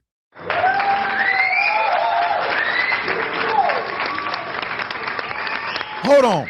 Are they really drinking Lake Lanier water? Oh, I hate that. Boy, I hope they get the drizzling shits for the remainder of their damn life. Had we hung and had we killed and executed every person in the Confederacy, we wouldn't have this problem today. We wouldn't. We would not. Because they would have been like, racism can cause you to end up with a necktie in a tree, bitch. I'm not. You can't Jim Crow if ain't nobody there. You cannot Jim Crow if there ain't nobody there. As soon as the war ended, as soon as the Civil War ended, if people had started to end up being white apples and trees, strange fruit, we wouldn't have the goddamn problem we have right now. Right now. If they had put them hoes in a goddamn tree, we wouldn't be sitting here with this bullshit. Hey, yo, Infernal, goddamn. Who's out here doing all of this? Look at Tracina out here looking sexy. I'm sorry. Had we, wait a minute, let me play this. This is just trifling. Wait a minute. Please tell me they're not doing this. In the name of Rao, please tell me these people are not doing this. No, they're not. No. Lanier is a major source of drinking water for Metro Atlanta, but lately many of you have noticed a foul odor and a bad taste. Channel 2's Brian Bims is live along Lake Lanier. I'm standing next to the water intake site for the city of Gainesville. This is where the city draws water from Lake Lanier and sends it through those pipes, then off to the plant to be treated, then to homes and businesses. The city hopes it found something to provide relief from foul tasting and smelling water. There has been something in the water around here for some time. It's called Oscarville, Georgia. Graves. Bones. No wonder why the water tastes foul. Trauma and racism will do that. It doesn't. No, they didn't. Oh.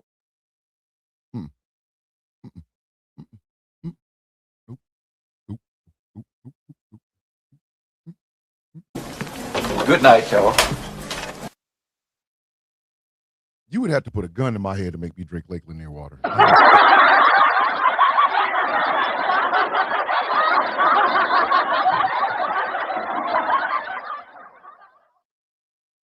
You would have to you would physically have to put me in a tree.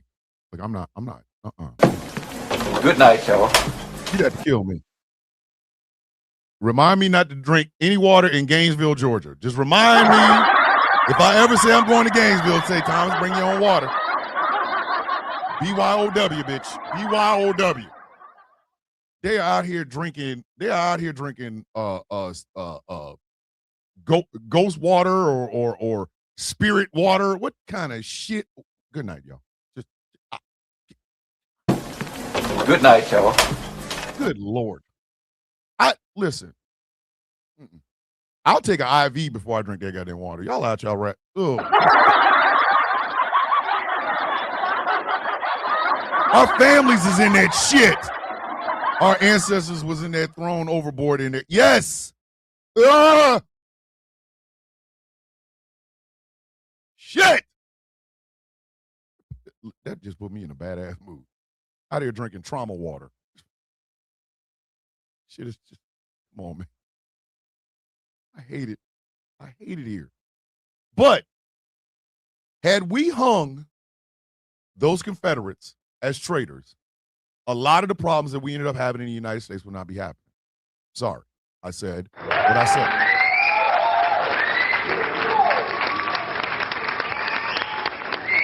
Had America told the Daughters of the Confederacy to sit their monkey asses down some goddamn where, stop trying to F up goddamn history, we would not be in the situation that we are in today. And we looked at them, we want to talk about the war and northern aggression. Bitch, what? Sit your dumb ass down. Sit your ass down, ho.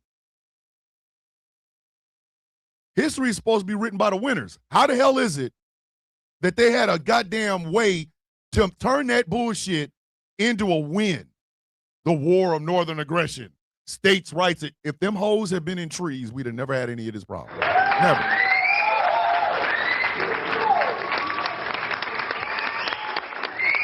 Josh, that shit is diabolical, ain't it? Bottled trauma water. Man, that's diabolical. That is diabolical. Why would you want to drink that shit? If you know where it came from, bitch, no, I'm good. I'm good. Give me some whiskey. Give me some goddamn whiskey, bitch. I will go, listen, I'd go to Gainesville, Georgia and drink nothing but whiskey. I might be drunk as shit, but I'll be goddamn. Couldn't be your boy. America is never going to get over its racism hang up because it keeps trying to pretend like it isn't there. And again, here's the Democrats who are the recipient of black votes in a large majority.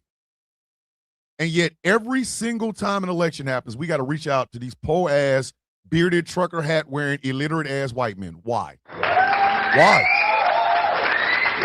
Why? Why?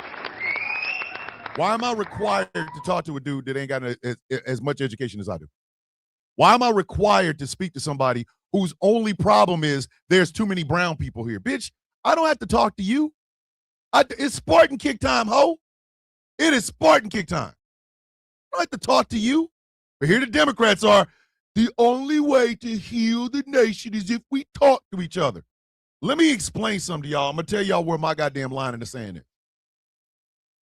If you want to talk to me, and the first thing out of your mouth is how you hate another demographic in this country, bitch, I will get out of the table, I'll pee in your mouth, and then I'll leave. I'm not sitting there talking to you. I don't have to. I never have to talk to these people. I never have to. Why the hell is it that we are required, according to the Democrats, to reach out to these people? I ain't got to reach out to them. They're the reason the damn country's effed up. What the hell makes you think I got to talk to them? I never need to talk to them people. Never. But the Democrats will have you believe that's what we have to do to heal the nation.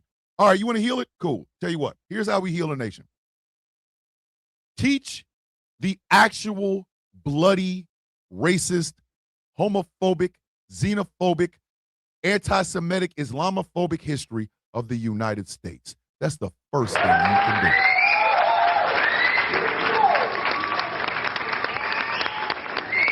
That is the very first thing you can do. If you are going to come tell me some revisionist history shit, I don't want to talk to you. I have no need, no reason, nor a desire to sit down and have a conversation with you. I don't. I'm not chasing you. I don't care about your goddamn vote, to be honest with you. Because voting stupidly has got us to where we are right now. If your racism boner is harder, if you're more bricked up for racism than you are for taking care of your goddamn self, bitch, we have nothing in common. We ain't got nothing to talk about. We good. Stay over there. We good as shit. Stay your bitch ass over there. Don't come over here. Don't talk to me. Don't talk about me. Don't talk about me being in the damn room. Hey, don't worry about it, Magpie. We knew you had shit to do. Dead ass. We don't do, and for our elected officials to try to tell us that we should talk to these goddamn people is disgusting. I'm gonna tell y'all a little secret. I would not have voted for James Tallarico for no other reason other than the fact that James Tallarico believes that the people who erected Confederate statues believed that the South was fighting for states' rights and believed that brown people are stealing jobs and black people steal welfare. I don't need to talk to them hoes. I never need to talk to them. Hold up. Michael Pruitt said I'm bricked up for people saying racist shit in my presence. Listen, y'all, if y'all have never met Michael Pruitt in public, y'all do not understand the gregarious person that he is. But Michael Pruitt looked like a biker. Michael Pruitt is the sort of person that he wears all them rings for no reason other than the fact to wait for you to say something racist so he can punch you in your mouth with them. That's why. There are more of us that believe in the collective than there are people that are individualistic dicks. That is a fact. That is a fact. There are more people that believe in the idea of collective good than individualistic pursuits. Why are we always capitulating to the smaller minority? Why? I encourage anybody, if you want to pursue higher education, do so. It doesn't have to be at a college. Books are all the way around. You can learn about anything you want to learn about. Do not let lack of access to higher education stop you from learning. You can pick up a book and learn any goddamn thing.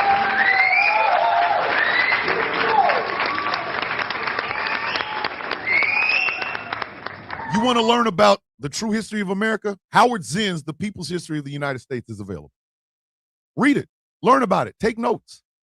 And then when you speak in such a way that you know these things have actually happened. If you want to pursue working with your hands, do it. Hold on. There you go. Taz is another one. Taz is a perfect person to talk about. Taz runs classes about the true history of the United States. Sign up. You can learn about these things. And then you will know where the distinction between your education and the things that you fight for versus these other jackass people. MAGA is going to die when Trump does.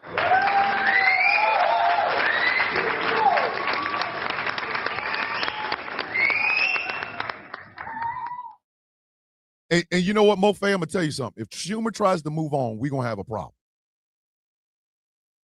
If Schumer tries that move on bullshit, after this, there's going to be some misunderstandings and furniture moving. Dead ass.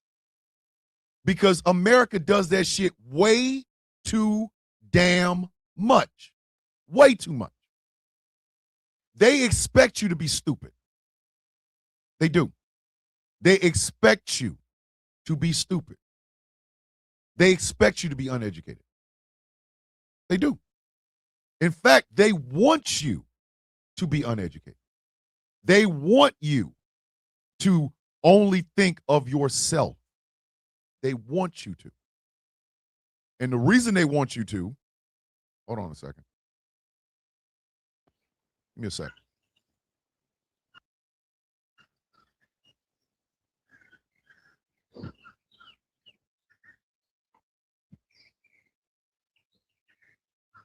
It's just the wife coming home. She went to her mammogram this morning. But they expect you to be selfish. So that in your selfishness, you can see what happened with Kash Patel's emails getting hacked as, oh, well, that's his problem. No, that's ours. Because that's our money that he's spending on bullshit. They expect that. They expect you to be ignorant about what Kristi Noem and her husband are doing, because if you're ignorant, you don't care. And there's your tax money flying out the window. They hate educated people. The Democratic Party's biggest problem is this. While you over here trying to reach out to these goofy-ass white men that are never going to vote for you, the biggest demographic and a demographic that continues to save your damn party are black women. How come you don't reach out to them?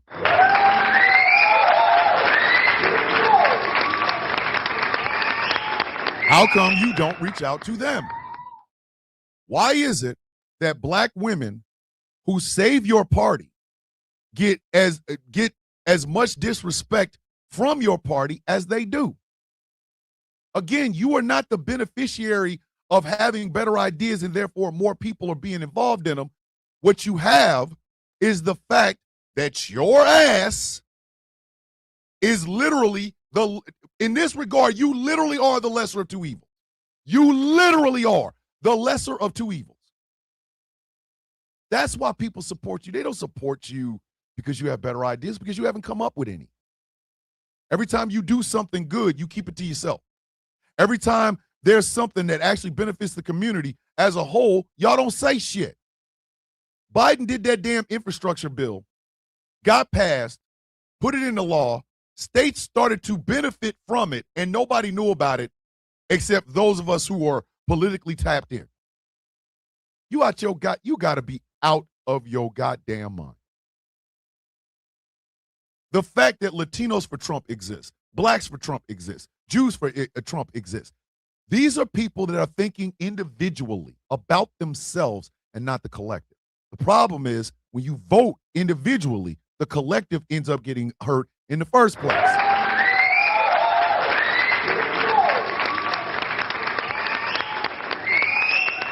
I'm sorry, but I know damn well when I vote for my daughters.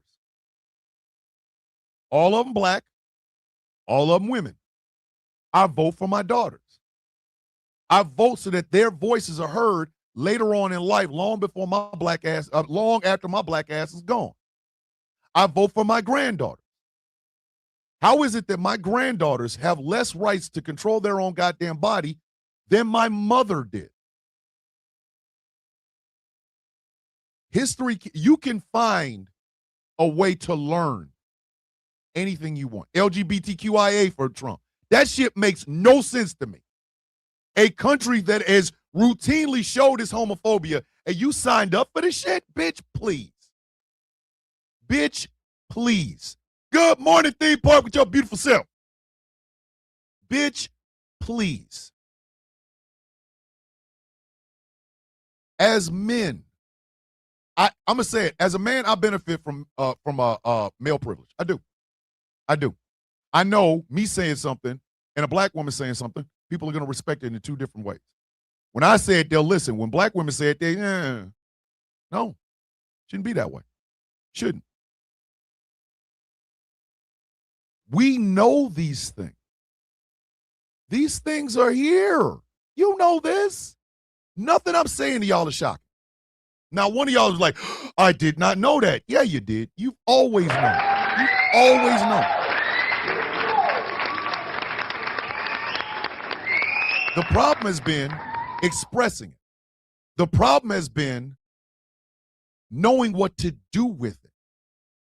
If you are a far leftist and you want change, the only way you're going to change is to get involved. You want to change the party? Run for something. Anything.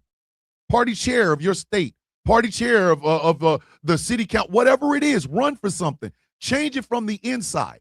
Can it happen? Yes, I truly believe things can be changed from the inside.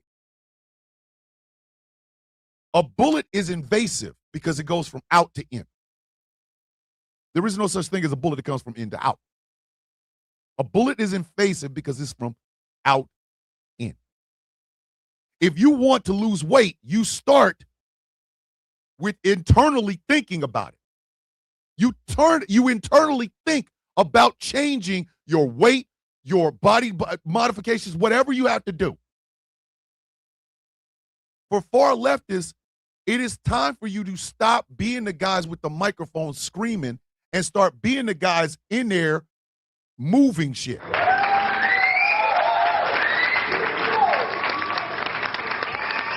Somebody tell me I'm wrong. Somebody tell me I'm wrong. How the hell can you change shit from outside the club? You can't even get in. You are screaming at walls at this point. Like I said, I was just screwing around. I was bored. So I said, screw it. I'm going to make a political party. I called it the Raven Party.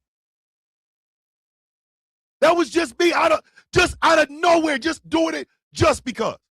I would love to get into politics to change Australia for the better, but I have no idea where to start. Wolfie, start locally. Start locally. Run for your city council. I would love to see Wolfie as a city councilman. I would. I would absolutely 100% love to see Wolfie as a city councilman. If Wolfie, if you want to run as a Raven Party city councilman, let me know. Run for city council. Change your neighborhood first. But do not, talking to the wall is not changing anything. That's what the Democrats have been trying to do. By reaching out to people that have already said, we are not interested in you, you are literally screaming at the wall.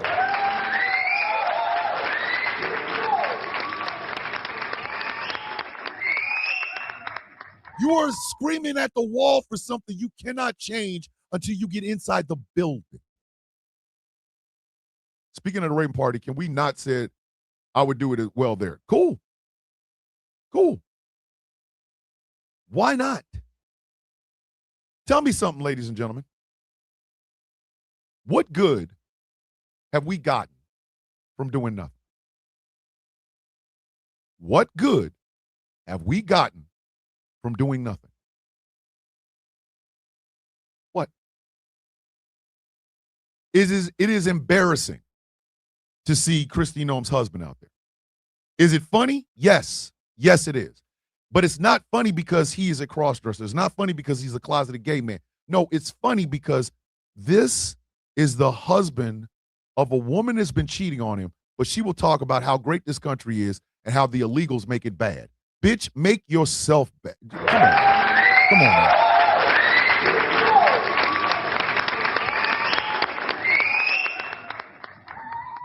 Again, what good is doing nothing changing? Our elected officials are going out on vacation, and the TSA is begging to be paid.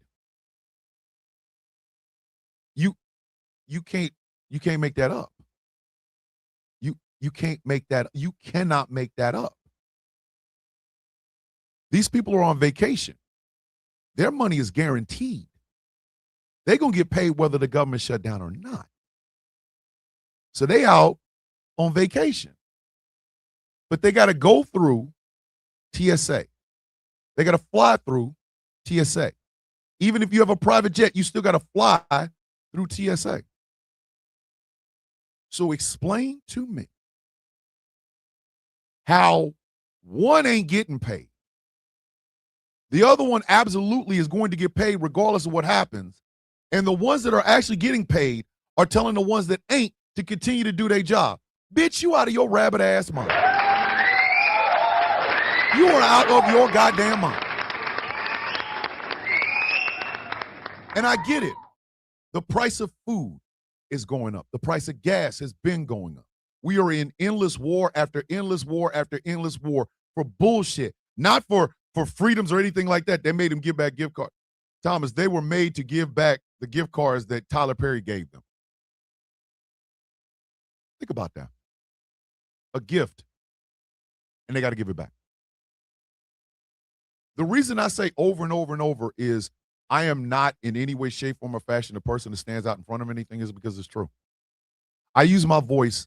This, ladies and gentlemen, is how I affect change, by speaking. Can I get down in the dirt? You goddamn right I can. I want to. But I also know for a fact I best serve my community by bringing attention to things. In the Guild, there are 3 job descriptions: activist, advocate, awareness. That is the new rule across the board.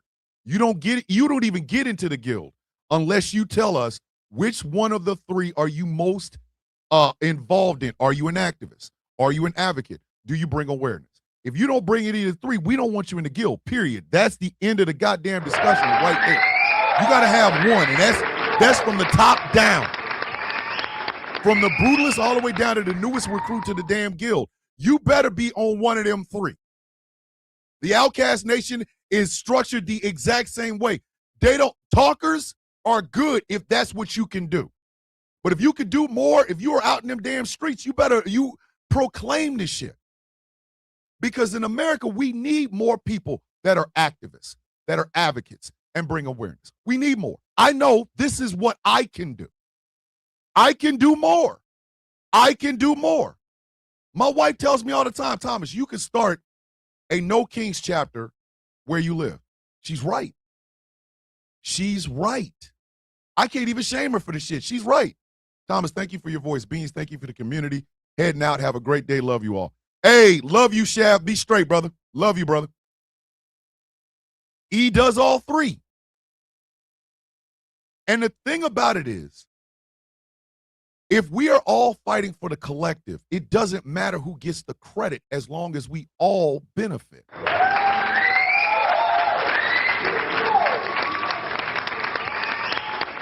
The thing about MAGA as a whole is the selfishness of it.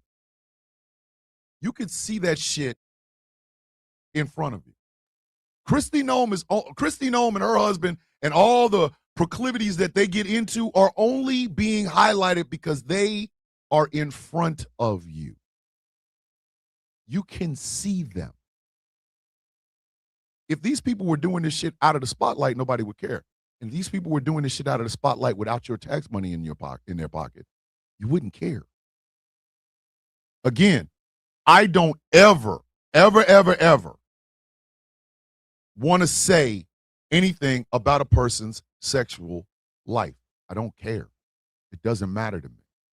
Because talking about somebody's sex or sexuality, where they take a shit, what sport they play, that is some selfish, individualistic shit. Are trans people humans? Don't they deserve things that other humans deserve? Then I don't give a shit. You hear what I am trying to tell you? Here you go to bed with. If Kash Patel was doing all that dancing shit and his shit got hacked and he wasn't the head of the FBI, I wouldn't care. But because he's the head of the FBI, it now becomes a national problem, which means it now becomes my problem. It becomes all of our problem. It becomes the world's problem. Do the shit on you. If you want to be, it's the same thing with Lindsey Graham. Dog, you could screw every black man you can get your hands on with the exception of Angry in South Carolina. But don't do it with my goddamn money in your pocket, dog. Don't do it with my dough in your pocket. Don't. You want to be Ladybug and get piped down? You want to be spit roasted, bitch? I don't care. But don't do it with my money in your pocket. That's the problem I'm talking about.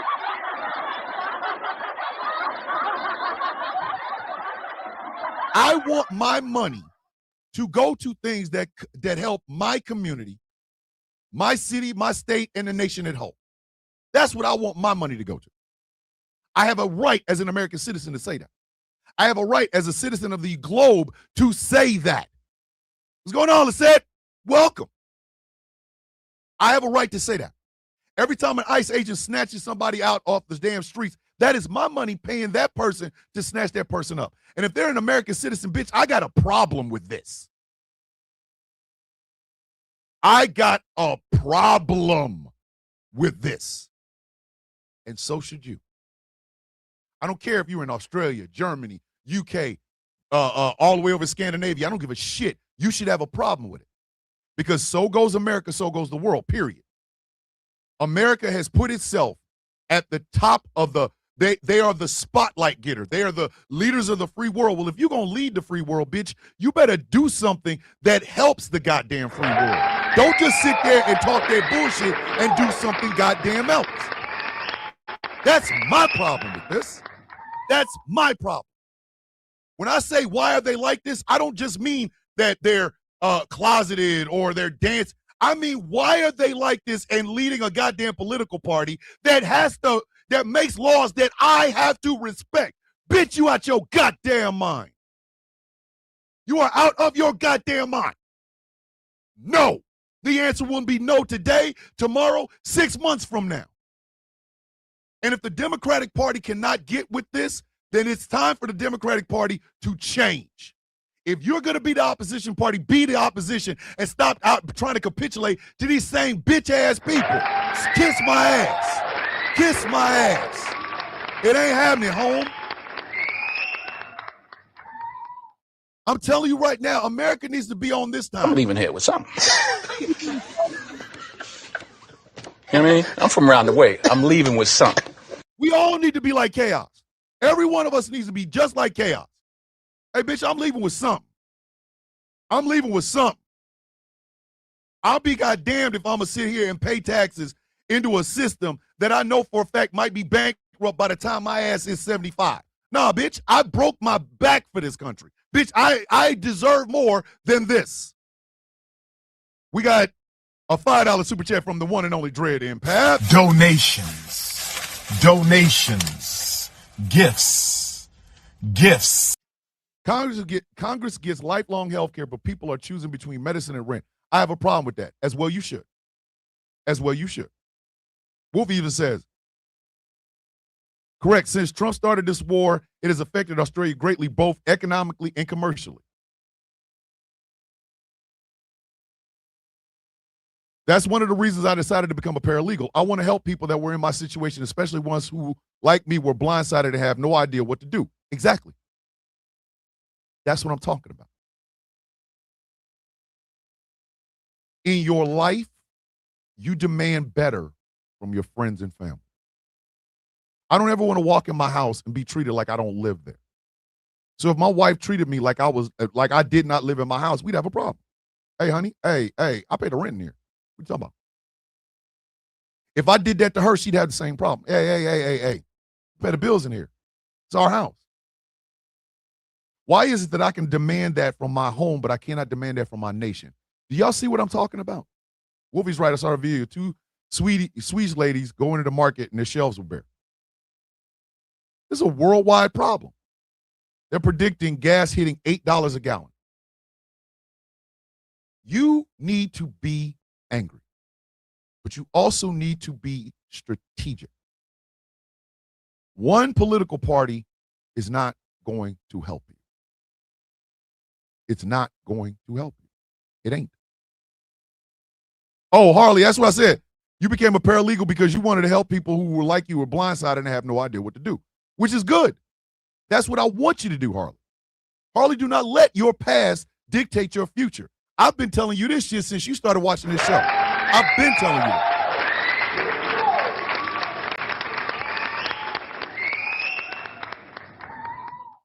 If the Democratic Party wants your vote, make them earn it.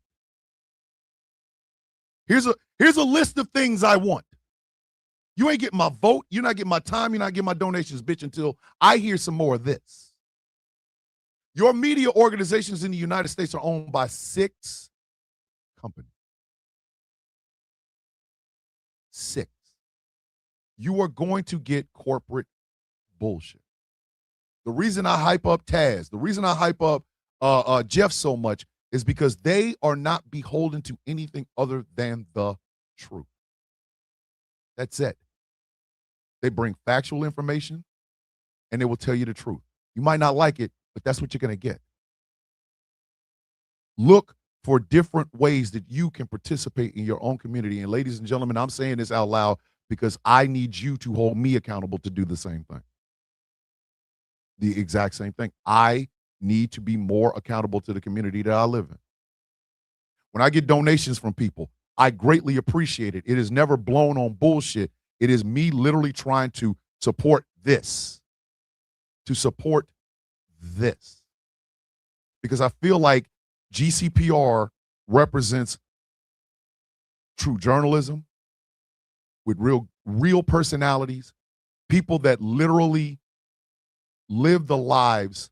We're not all up here pretending. This is our real life. These things affect us on a day-to-day thing. This is why this radio station is important to me.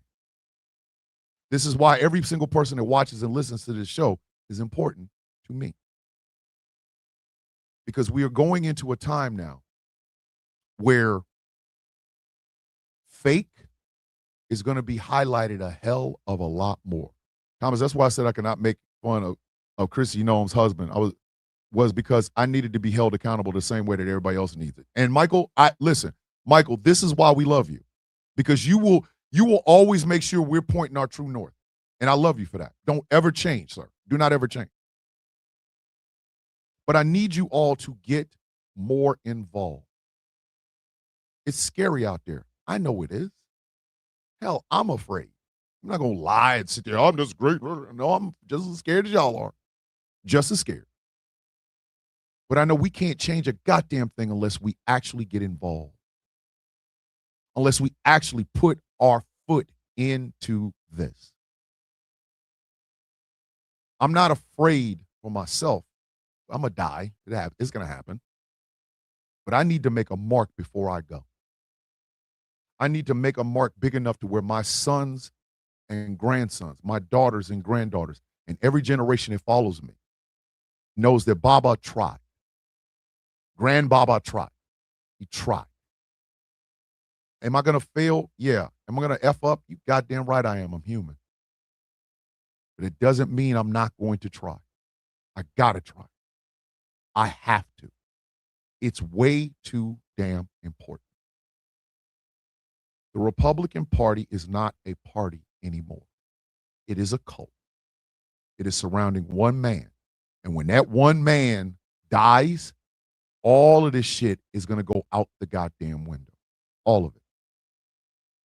I need my UK brothers and sisters to be just as mad for change as I am. I need my Australian brothers and sisters to be just as mad for change as I am. I need my German brothers and sisters to be just as mad for change as I am.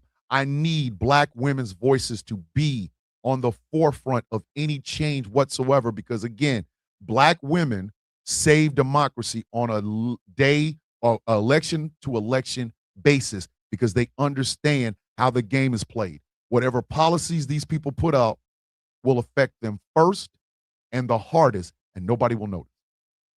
I need more dynamic voices out there. I need more advocates. I need more activists. I need more people that bring awareness to things. I don't give a shit what it is. Whatever you have going on in your life, be that advocate. Be that activist. Be the person that brings awareness to it, whether it's autism, whether it's working class people, whether it's white people, whatever it is. I do not give a shit. Be the person that stands your ass out there and says, this shit ain't right. And do it, like I said yesterday, unapologetically.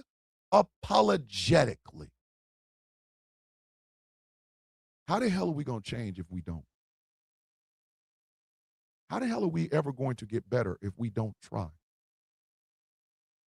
Ladies and gentlemen, I will tell y'all honestly, and I've said this before on the show, my fear of death has returned. Ever since the death of my mother, my fear of death has returned.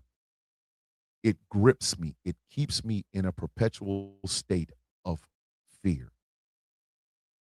I don't like confrontation, but I will fight if I have to. But the fear of death has returned. It was a daredevil person before my mother passed away. Now, it's this. I know we're all going to die. I don't want to die with so much things needing to be done and said. I fight for the things that I believe in, and I fight hard for them. I fight hard for them. Because I do realize I am going to die. I get that. We all are. But that fear of death is what makes me, what's motivating me to change. I poured every ounce of passion I possibly could get my hands on into the Villains Guild. I once had a former member tell me, well, that's all you care about. Yeah. And do you know why? Because I do believe we can change the world. I believe that. The Guild isn't some cool club to hang out with. It's not just a bunch of people that got together because, oh, wow, we all said the same thing and we like using the F word. We were here. We were created to enact change. And we decided, every one of us that stands under the banner of the Villains Guild decided that we were going to be the bad guys of the story. And by bad guys, we're not going to do evil things. We're going to be the people that tell the truth. Everybody in the room is going to hate us. Everybody in the room is going to despise every damn thing that comes out of our mouth. But it's the truth. We decided to be the flashlight in the darkness. Yeah, your eyes hurt for a few minutes, but the light leads you. That's what we decided to do. And all the way from the brutalist to the newest recruit, we have vowed to do this. Our sister organization, the Outcast Nation, represents that in its purest form.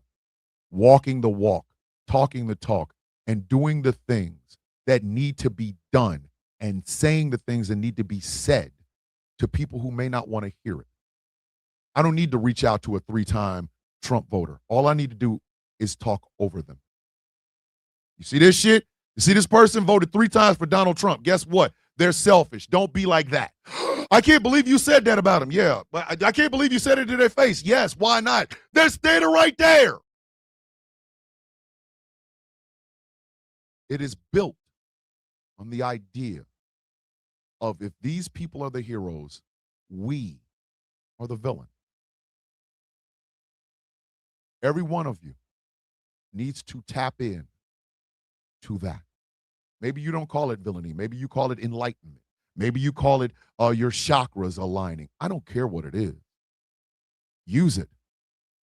Start talking. Start demanding better of the people that want to lead you, whose money, whose salaries come from you. Be the person that is the flashlight in the dark. Over the past 10 years, we now realize that there's way too much darkness for our comfort.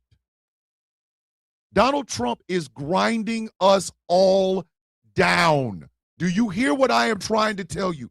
Donald Trump is grinding us all down. It's what Steve Bannon said, flooding the zone, flooding the zone, flooding the zone. Putting out so much bullshit that you were just, I don't know. That's the darkness, kid. That's the darkness. And in that, somebody got to be a light. Somebody has to. April is Autism Awareness Month. I expect everybody that listens and watches this damn show to be talking about autism. Dead ass. I'm sorry. I expect it. I expect it. Tomorrow we will talk about autism in my family. I am the proud father of 3 autistic children. They're on the spectrum in some way, shape, form, or fashion, my last 3. And I couldn't love them any more harder if I tried. That's why I said when I tell you what I am a father, a husband, a brother, and a son. My parents are gone. So being a son is ceremonial. I have 3 sisters and a brother. And as long as I live and as long as they live, I will be their brother. I love my woman. I love her more than she will ever understand. So I will always be her husband, even if she goes or I go. But I'm a dad. I'm a dad and a granddad first, last, and always. Time for Australia to make a change for the better. You're damn right it is, Wolfie. Also, it's Child Abuse Awareness Month. I survived 19 years. Talk about it. Have the uncomfortable conversations with your friends, your family, your loved ones, whatever. Understand when you walk into it, you're going to be hated. Especially if you got MAGA people in your family. Stop waiting for them to accept you. God damn it. Tell them the truth. They ain't going to like it. F them. Who cares? When I told y'all last year or the year before last, when I told y'all, do not normalize this shit, that's what I'm talking about. We could all laugh at Kristi Noem's husband. True. Because he's a joke. We can all laugh at Kristi Noem having sex with Corey Lewandowski because it's a joke. What isn't a joke is that all that shit's happening with your tax dollars in their pocket. That ain't funny. That's when the shit stops being funny. That's when the shit starts being real damn serious. The fact that the $100 million of American taxpayer money has gone into Donald Trump's pocket because he plays golf should piss you off. I don't give a damn if he plays golf. He plays golf badly. Plus his goddamn diaper leak. So I really don't give a shit. But you don't do it with my money. You don't do it with my money. You don't do it with my money in your pocket. You don't. Every ICE agent that snatches somebody up off the street, bitch, that's my dough. That's my dough. That's my chicken. You're spending to snatch people up off the streets. Bitch, who are you? Keith Porter Jr. was killed with your tax dollar. Dr. Linda Davis was killed with your tax dollar. Renee Nicole Good was killed with your tax dollar. Alex Preddy was killed with your tax dollars. That should piss you off. Kristi Noem having sex with Corey Lewandowski on a private jet, which the jet's paid for us, by us, the pilots are paid by us, and the fuel is paid by us. Bitch, you don't get a chance to go coochie hopping on Corey Lewandowski with my goddamn money in your pocket. Bitch, I want my bread. What's wrong with you? I don't care if you do it. I don't give a damn if you do it. But don't do it with my goddamn money in your pocket. I want my goddamn money. Just bring the goddamn bread. Bring us the bread. When Doge went in there and screwed up everybody's Social Security and bullshit like that, that's your money. That's yours. USAID was paid by American tax-paying dollars. It helped people around the goddamn globe. It doesn't exist anymore. That's your money. That's your bread. Just bring the goddamn bread. Bring us the bread. And I need y'all to understand this. Because the money that ICE is spending could be better served in your community. The money that Kristi Noem was using to bang Corey Lewandowski on a goddamn private plane, that shit could have went to help your roads, your bridges, your streets. The money that Kristi Noem got as a paycheck that allowed her goddamn husband to be sitting out here dressing up and shit, that's your dough. That's yours.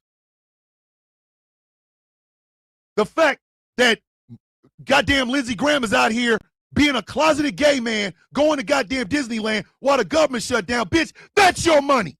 That's your bread. Just bring the goddamn bread.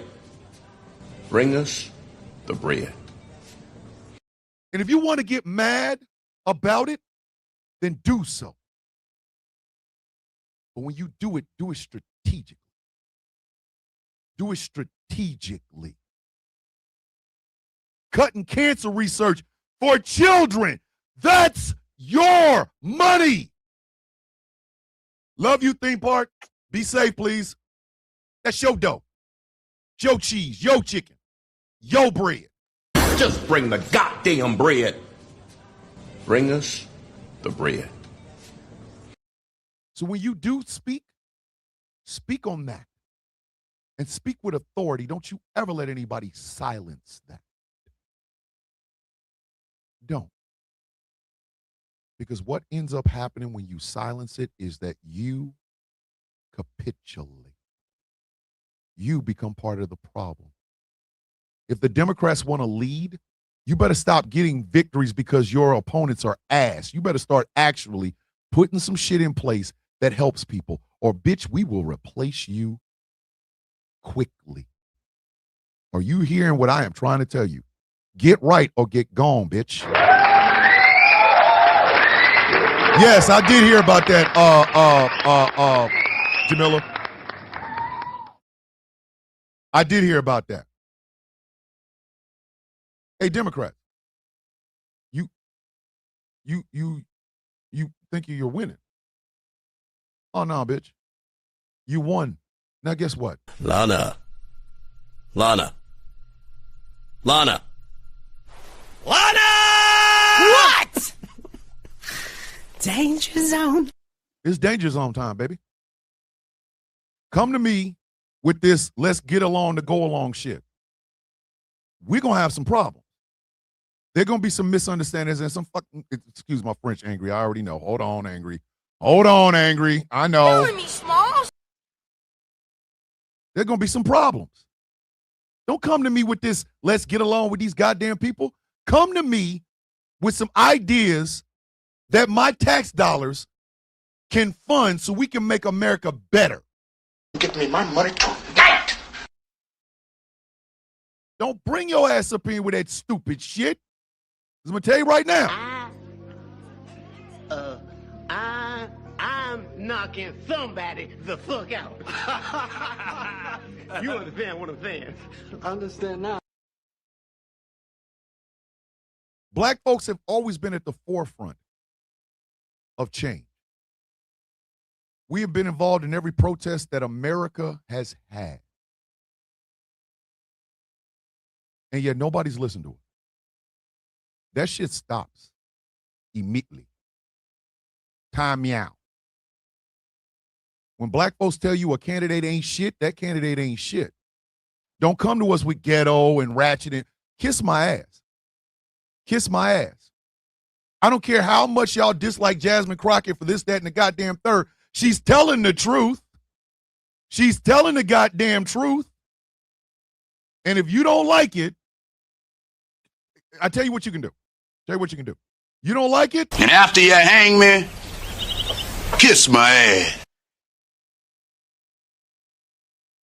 The time for us to pretending like this is normal is over.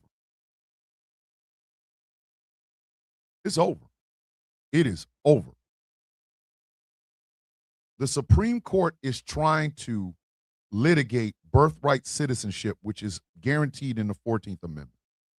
If they allow Trump to do this, America is fundamentally going to change. White women. I'm just going to tell you this right now. Y'all are the key. Y'all are the key. They want your ass pushing out white babies. Maybe it's time for you to stand up and say, nah, I'm good.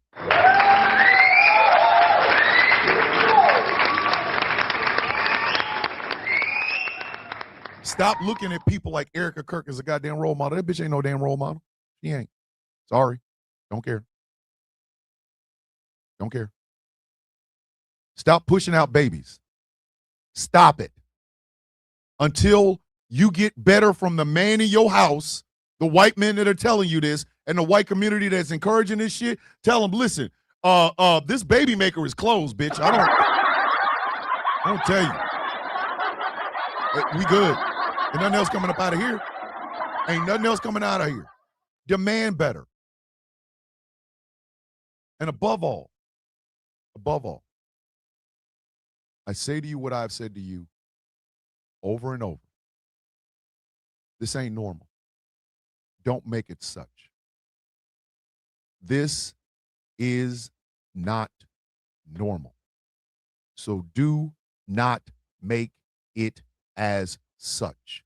I don't care what Fetterman says or Tallarico or Schumer or any of them other goddamn people. Stop listening to them. This shit ain't normal. Shit ain't normal. Every time you see one of these jackasses in the Trump administration doing some goofy shit, just think, bro, that's my goddamn money you messing with. You playing with my dough. You playing with my dough. Don't get me my money tonight. You playing with my dough.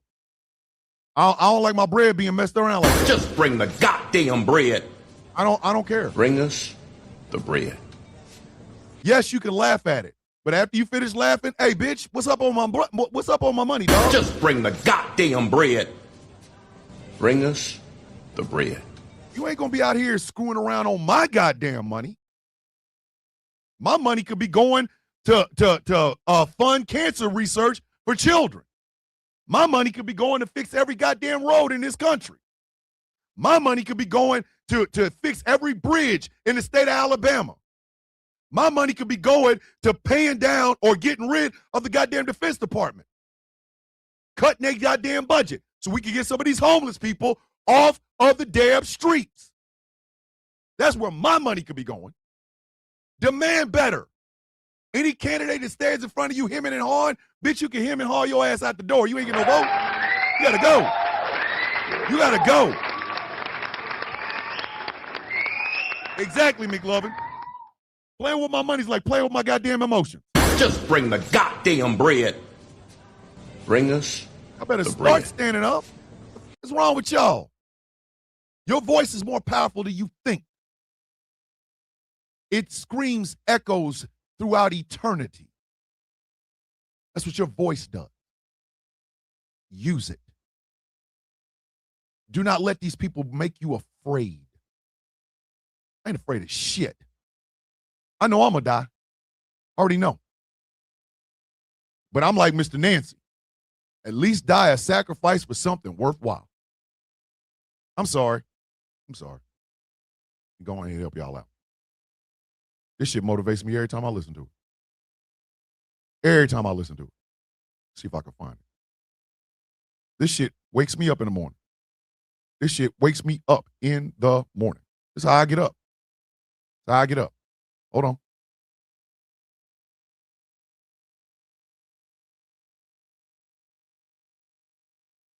So I'm going to end it like this. I'm going to help y'all out. Let me tell you a story. No, I don't want that one because it got music behind it. You want help? Fine. Let me tell you a story. Once upon a time, a man got fucked. Now, how is that for a story? Because that's the story of black people in America. Shit, you all don't know you black yet. You think you just people. Let me be the first to tell you that you are all black. The moment these Dutch motherfuckers set foot here and decided they white, and you get to be black, and that's the nice name they call you, let me paint a picture of what's waiting for you on the shore. You arrive. Hold on. I I ain't gonna play all of it because I'm not trying to get Years of subjugation, racist bullshit. There is one goddamn reason. The throats of every last one of these Dutch motherfuckers and set fire to this ship.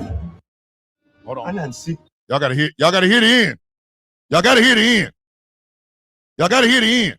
I didn't see. Hold on. Let me see if they got it. Let me see if they got it. Yeah, he is telling you. Subjugation. Damn it! Racist. I need that end. I need that end. I need it. I need that end. I'm gonna find it. The time. No, I ain't trying to hear that. 100 years after you get Here it is. angry. Damn it. I cannot believe I can't find it! Happened to your sky after her landing. I don't know. Let me tell y'all something. You're going to die. At least die for something that's worthwhile. You're going to die. But die after leaving a mark on this world. Do not be afraid to make that mark. Do not be afraid that your voice isn't powerful or your following isn't big. Be afraid that you will die without actually changing something in this world. Yes, ladies and gentlemen, I'm afraid to die. But I'm only afraid to die because I want to make sure that the world, that my children, grandchildren, and every generation behind me will live in. So I'll play your villain. I'll be the asshole. But it's for a sacrifice for something greater than myself.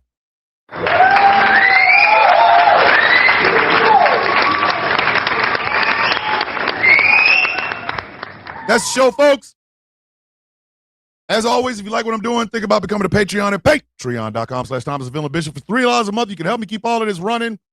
I am working on Honey Sauce, the Sono session. Still kind of, you know what? I might do both albums at the exact same time. I might do alternative and R&B at the same time, and then just release them back to back.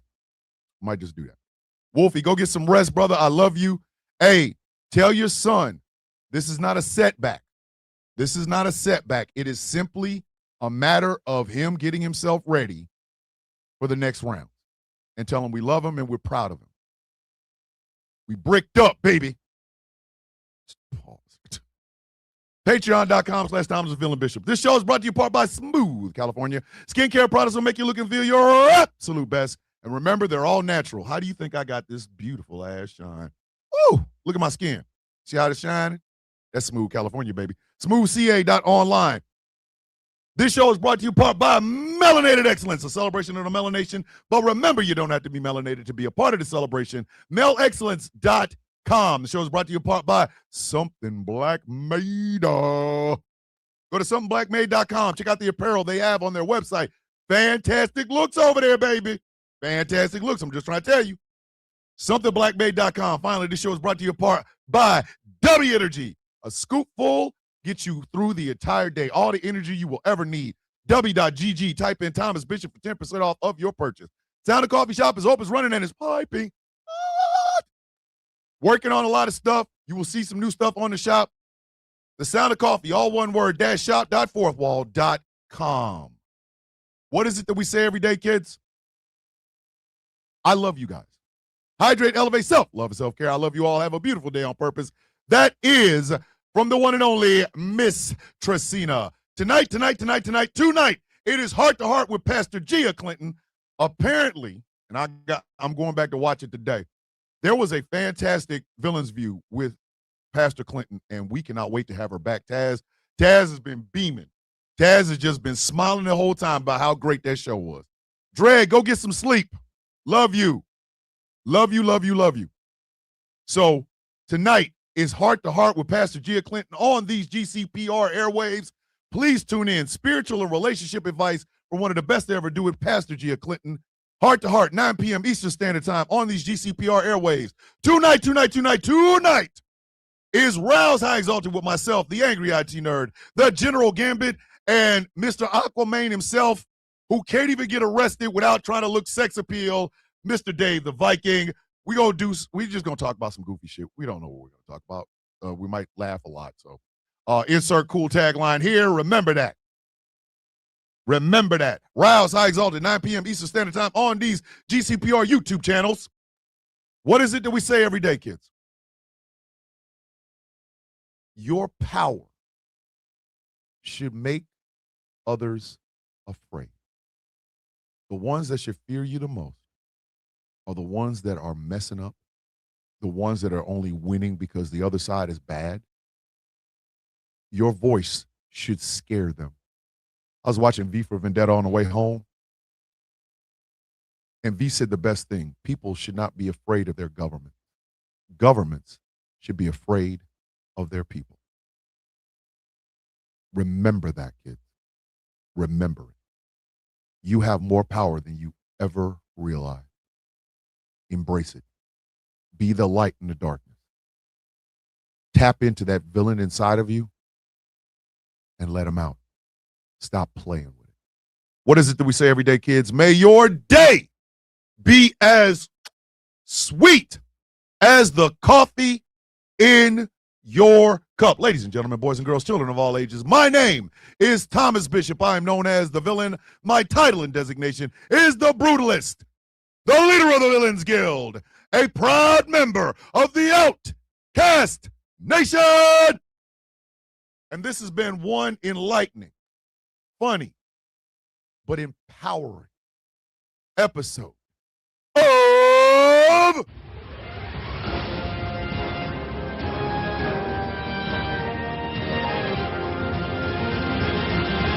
The Sound of Coffee on Ghost and All Productions Radio, GCPR, where every voice matters. I love you. I'm proud of you. Always have been, always will be. Once again, a very, very special happy birthday to my friend and my brother, the Angry IT Nerd. I know you don't like the emotional shit, but just know there's no me without you, sir. There is no me without you. I will never forget everything that you've done for me, and I will love you for as long as I live. You are my brother and my friend, and I thank you for that. As always, kids, with love in my heart, I say this. With peace on my mind, I give this. Oh, did y'all notice how bald I am? Ooh! Lord! If you get any more finer, girl, I swear, for God, I'm going to get pregnant looking at him. And just a tad bit of hair grease, kids.